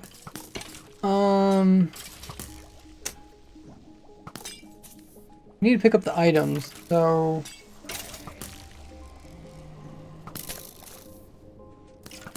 We need to pick up the items, but then we started having this problem because we removed the water that the mobs taking damage. So we put the honey in so they wouldn't take much fall damage, but the items still can be picked up. So I think this is our best option because they do get killed with one hit, so it don't really matter.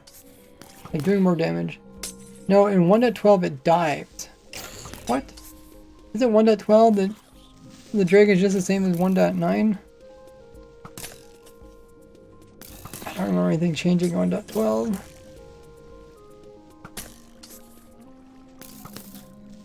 I mean, unless they did something different. We're gonna chat anything with Soul Speed 3. Soul Speed 3. You think so? Oh! Cliff Sneak. Really, you think so? If I do enchant ray, is this the ray count? It might not be the ray. Whiff, snake. Nope, does not work. No, you can't use anvils because you can only use anvils if you're in survival. It can be the same outcome. Do I carry animal with me? I do.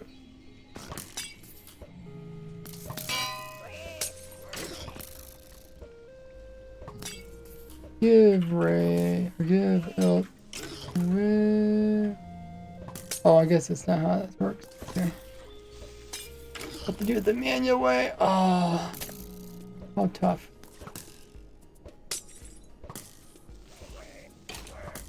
Where do they put the enchanted books? The crafting one? Oh, they did put it out here. With... You think I can put this on my sword? I'm in creative. Now if we're going survival. So I don't die. Ow!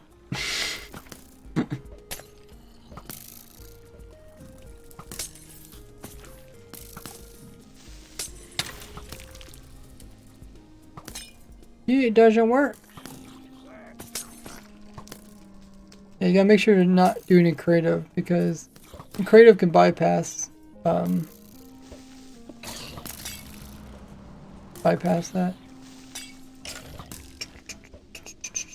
Yeah, creative you can enchant anything, and you can put Swift Sneak on this piece of glass if you wanted to. That's kind of one of the perks of creative. No, it's always been that way. I mean, at least a long time. Had no idea. Yeah, I mean, if you don't play much creative, you don't come across it too often. Harpen a 6 sword. I use a website to get very specific stuff because you have to type in really weird things, and I can never remember all that. Ooh. Oh, it looks like the farm's working.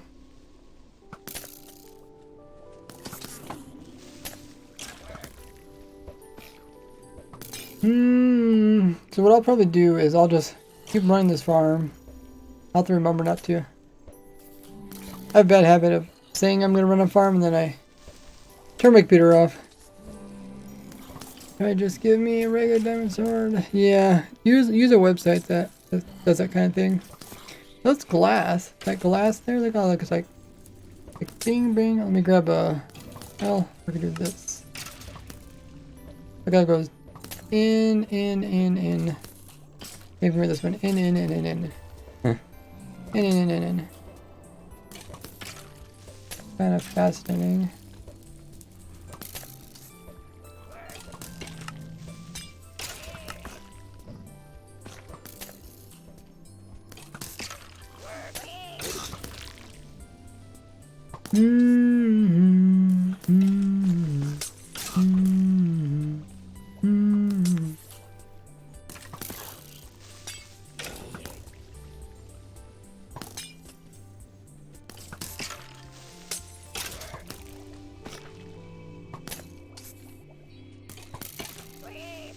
I use connect textures because I play vanilla. I'm playing actually in the newest snapshot came out this last week. I like to set up things so I don't have to constantly update things. Like I hate updating mods and updating texture packs and Optifine. I try to keep everything as simple as possible. That way it makes it easier when like a new update comes out, right? And I need to build a farm. I'm not dependent on any mod. Like I don't have to wait for what do they call that? World edit. You don't have to wait for world edit, just start building. And that's why I'm so quick at building my farms.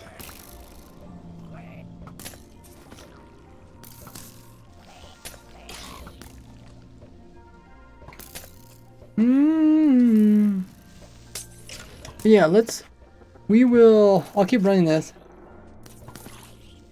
What I'll probably do is put in a certain number of minecarts. No, I don't run any mods. Not unless I have to really specifically test something. Like I might get a tick speed mod just to test and make sure this is 100% consistent. Just gotta make sure this potion never reaches this golem, which I think it should. I could potentially make it more compact, but I don't know. I did use a tick speed mod on the skeleton and golem setup. This is actually a waterless setup. Works really nicely. I think it's this. I guess it's not the same setup that I use in my disc farm, but it's pretty similar.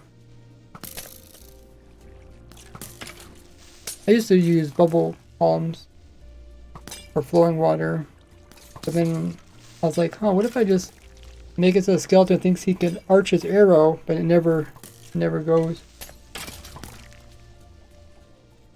It's worked out well. The user world is the first version of updating comes out. Update all substantial versions such as will not play unless optified. Yeah, see, I don't really have the option. But since I'm making content about every version, even snapshots, I have to make sure my setup works for everything. Oh, yeah, but the thing is, I play the snapshots before they update anything.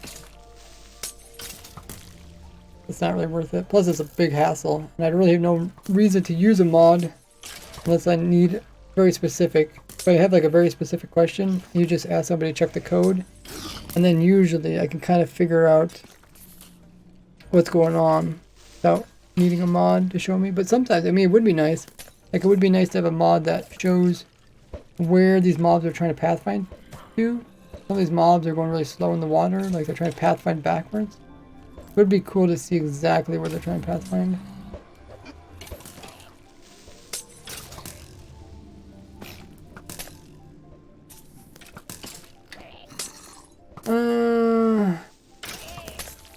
Credits use snowball dispensing. I wonder if it could be adapted for witches. Snowball dispensing. What would you use the snowballs for? The witch isn't going to get mad and throw potions at a dispenser shooting snowballs. That's what you're talking about. Plus, I'd also use up all your snowballs. This is a trying to make infinitely automatic farm. But I wasn't making infinitely automatic farm, then what I would do is just have a player like AFKing with the flint steel and just lighting these creepers on. I wouldn't bother putting in a skeleton and golem, the witch, and another golem. Complicated stuff. Oh, mini HUD does pathfinding, really? For the mobs, like it shows where each mob is trying to pathfind you?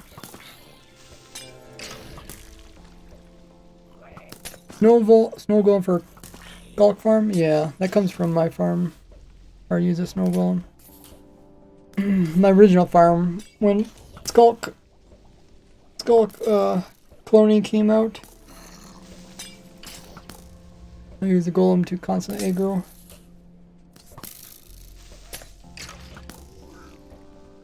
I think I still use it even in one of my newest designs.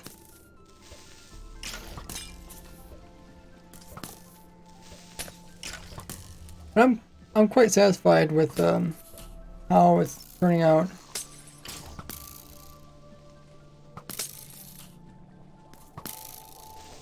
Scaffolding, yeah, scaffolding.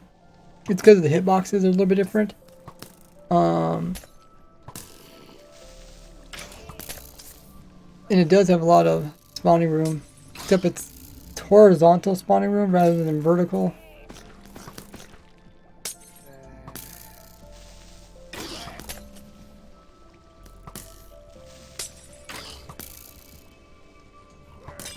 Nice thing about scaffolding, you can place it down fast. So we'll let this run. I think we actually ran out of mobs. I think I might have been spectator mode too long. I'll let it pile up and then I'll run it some more. Or actually, we could run the piglin side while we wait. If I turn this on, nothing happens. And once thunderstorms happens again, it should turn on again.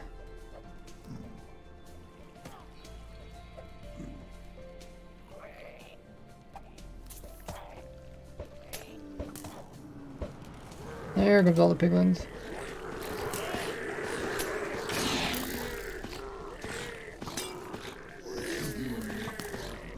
Play Bedrock Edition, huh?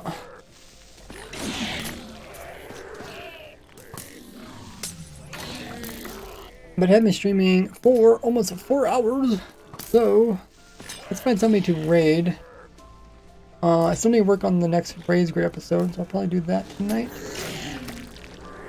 Meanwhile, stick around guys so we can go raid as a big party.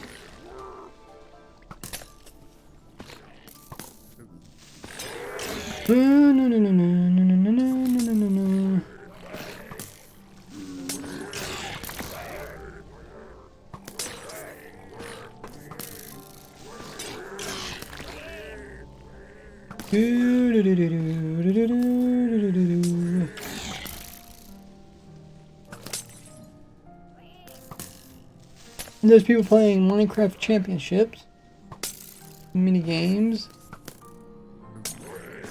or raid somebody doing Minecraft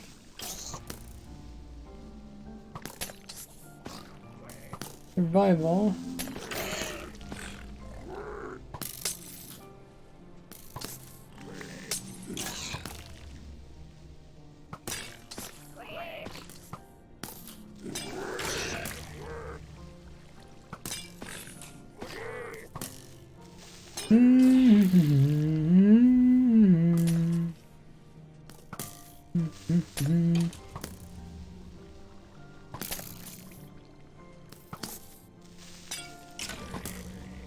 I guess we can raid Linksy. I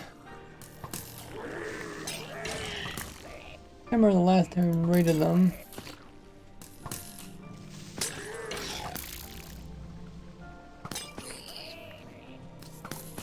Linksy, don't know, he's doing hardcore Minecraft. I think he streams pretty much the whole thing. We'll hop over there with a raid. You guys could join us raiding Linksy. Has a pretty darn epic hardcore world with almost 30,000 Minecraft days. He does a lot of mega projects. Making all the different farms. We'll be heading over there as always. You guys could copy that rating message that Nada put in the chat. Copy the message and we'll paste it into Linksy's chat once Twitch sends us over there. Throw in some hype emotes. You guys have something. Give it some hype. He also uploads onto YouTube. I see progress videos.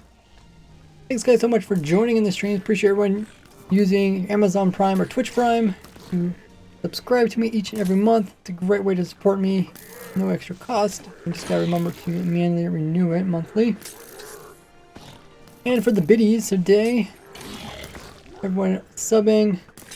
Next stream will be a Sunday. We'll be doing Raise Grid. We're doing the final cleanup for the final walkthrough and the finale end of Raise Grid. So look forward to that. Appreciate you guys hanging out. I really enjoy doing these complex farms. This farm is one of my funnest ones I've done, and probably be looking forward to recording an upcoming video. So let's have our Linksy, show him some love. I know him for a long time. Great guy, chill.